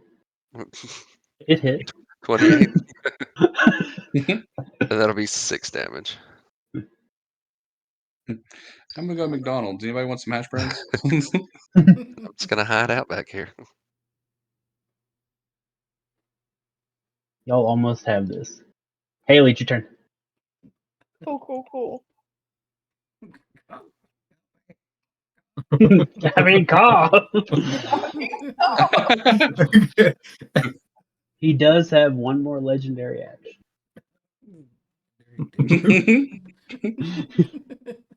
Hold the line. Breath weapon. How many breath weapons you got? This is my last one. I'm just checking. Do you get 3 a long rest? 3 per long rest, yeah. Oh, damn. Gym dragons are pretty cool. They're psychics. All right, dex save throw. Yeah. All right. Yeah, I got telepathy too. Not that that matters in this, but I can. That's a 14. A 13? 14. Well, shit. Okay, so it's still half as much. Okay. Okay. 2d8. No, not 2d8, 2d10. Haley, what are you doing with your life? I ask myself that every day. Same. Oh, so he takes a whole, 2 points, or 3 points, whatever you want to say. 5 divided by 2. So 2, because it's rounded down. Yeah. And then I'm a swing. Swing away, George. Swing Swing a away. ding. 21. Hey, that Dang, also that's like your hits. third 21 of the night. That's a 4. And that was the two-handed. All right. Me and the sword man are not friends. So, Mike, it's your turn. But All right. before your turn, he is going to use his final legendary action. You son of a bitch! Oh, Oh. Mike, take my hand. I'm dead and unconscious. I can't take shit. Aside another hit. Unconscious. Kill me now. I hate you. I No. I think I'm ready to leave now. You know what? I think I'm ready to go. It's been a ride. Time to hit the old dusty trail. So, a movable rod I never got to use.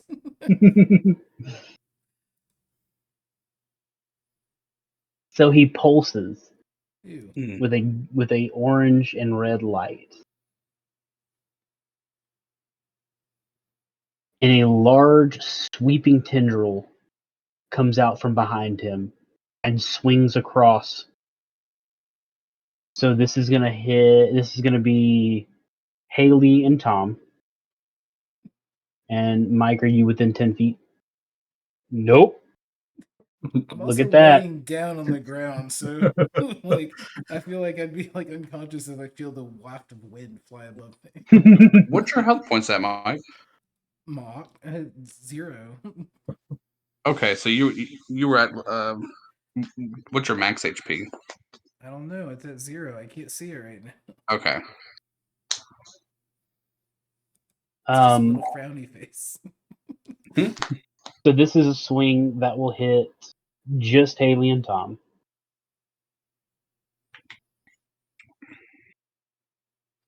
It is a 17 to hit. Ooh. That hit. So my AC is an 18. Okay, so then you only take half. Yeah.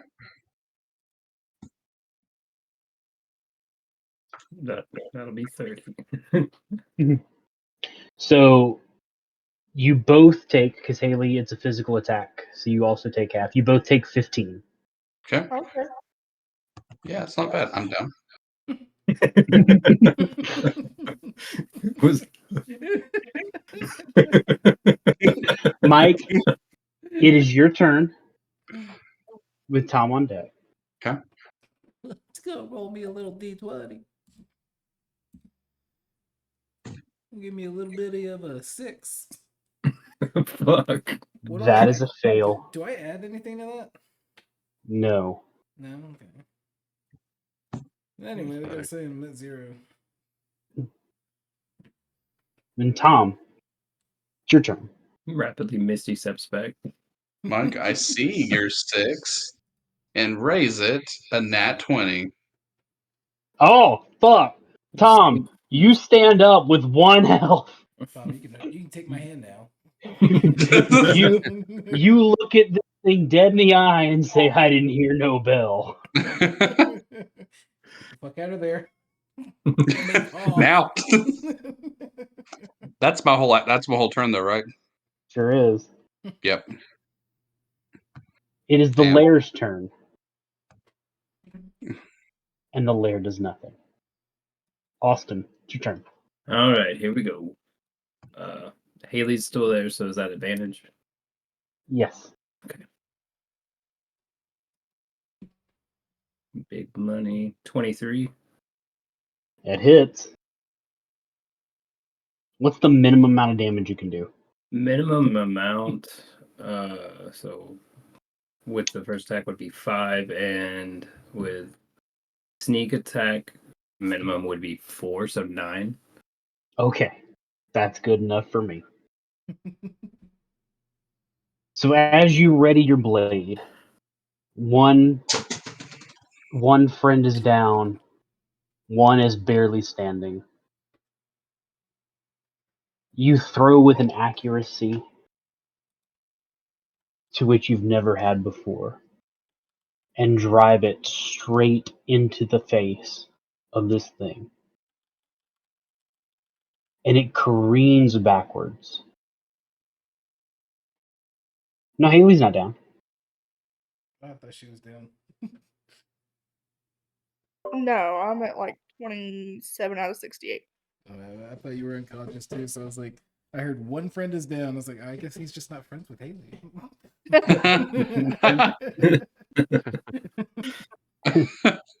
And as this thing falls and lets out a gurgling cry, the drip, drip, drip sound stops. There's an eerie silence. No wind, no anything. And in the moon, you all look up. And even Mike, unconscious on the ground,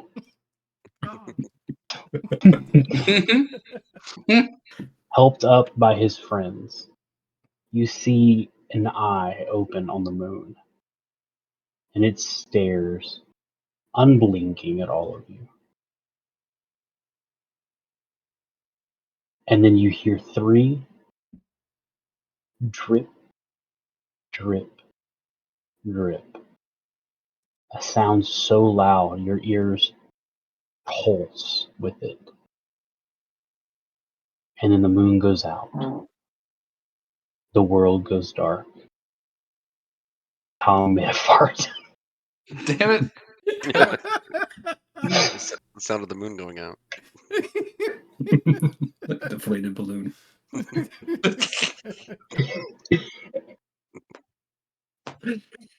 And then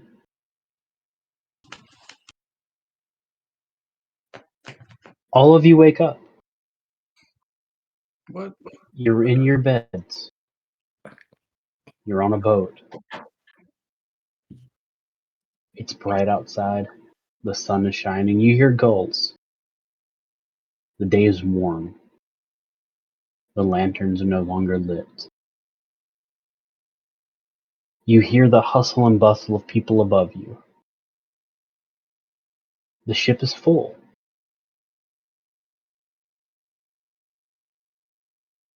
And far above you hear someone scream out, "Land ho!" And you realize you've arrived. Mhm. And your adventure is about to begin. Fuck it is. In shadows deep, where terrors reign, heroes rose to face the bane. An eldritch blood, demon dark and dire, in the abyss where souls catch fire. With hearts of steel and courage bold, they dared to challenge uncontrolled. Their weapons gleamed, their spirits pure, against the creature they endured. Beneath the crimson, cursed sea, they fought to set their spirits free.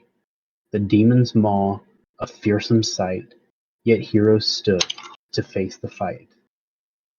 Their spells and swords a blazing tide, they did not falter, would not hide. With every strike, they carved a path to face this demon's endless wrath. In shadows deep, they stood their ground, fighting till the demons bound. Their strength of will a burning flame, in the abyss they staked their claim. The eldritch demon overthrown, its power shattered, darkness sown. The heroes won, their triumphant sweet, in this place where horrors meet. And now, dear friends, this tale holds true, for heroes brave, there's a cost paid too. Their victory came at heavy price, their souls forever touched by ice. In shadows deep, where terrors hide, the heroes live with demons inside. The darkness lingers, a haunting scar, from their encounter, near and far. Hmm. And that's the end. Woot, woot, woot. Well, woot woot. Congratulations, guys, you did it. Yay! That That was awesome. I But always what believed in all of cost? you. Don't lie. Well, I will say that I did also get a poem written out for If You Died, Ooh, can we hear it? if you'd like. Yeah.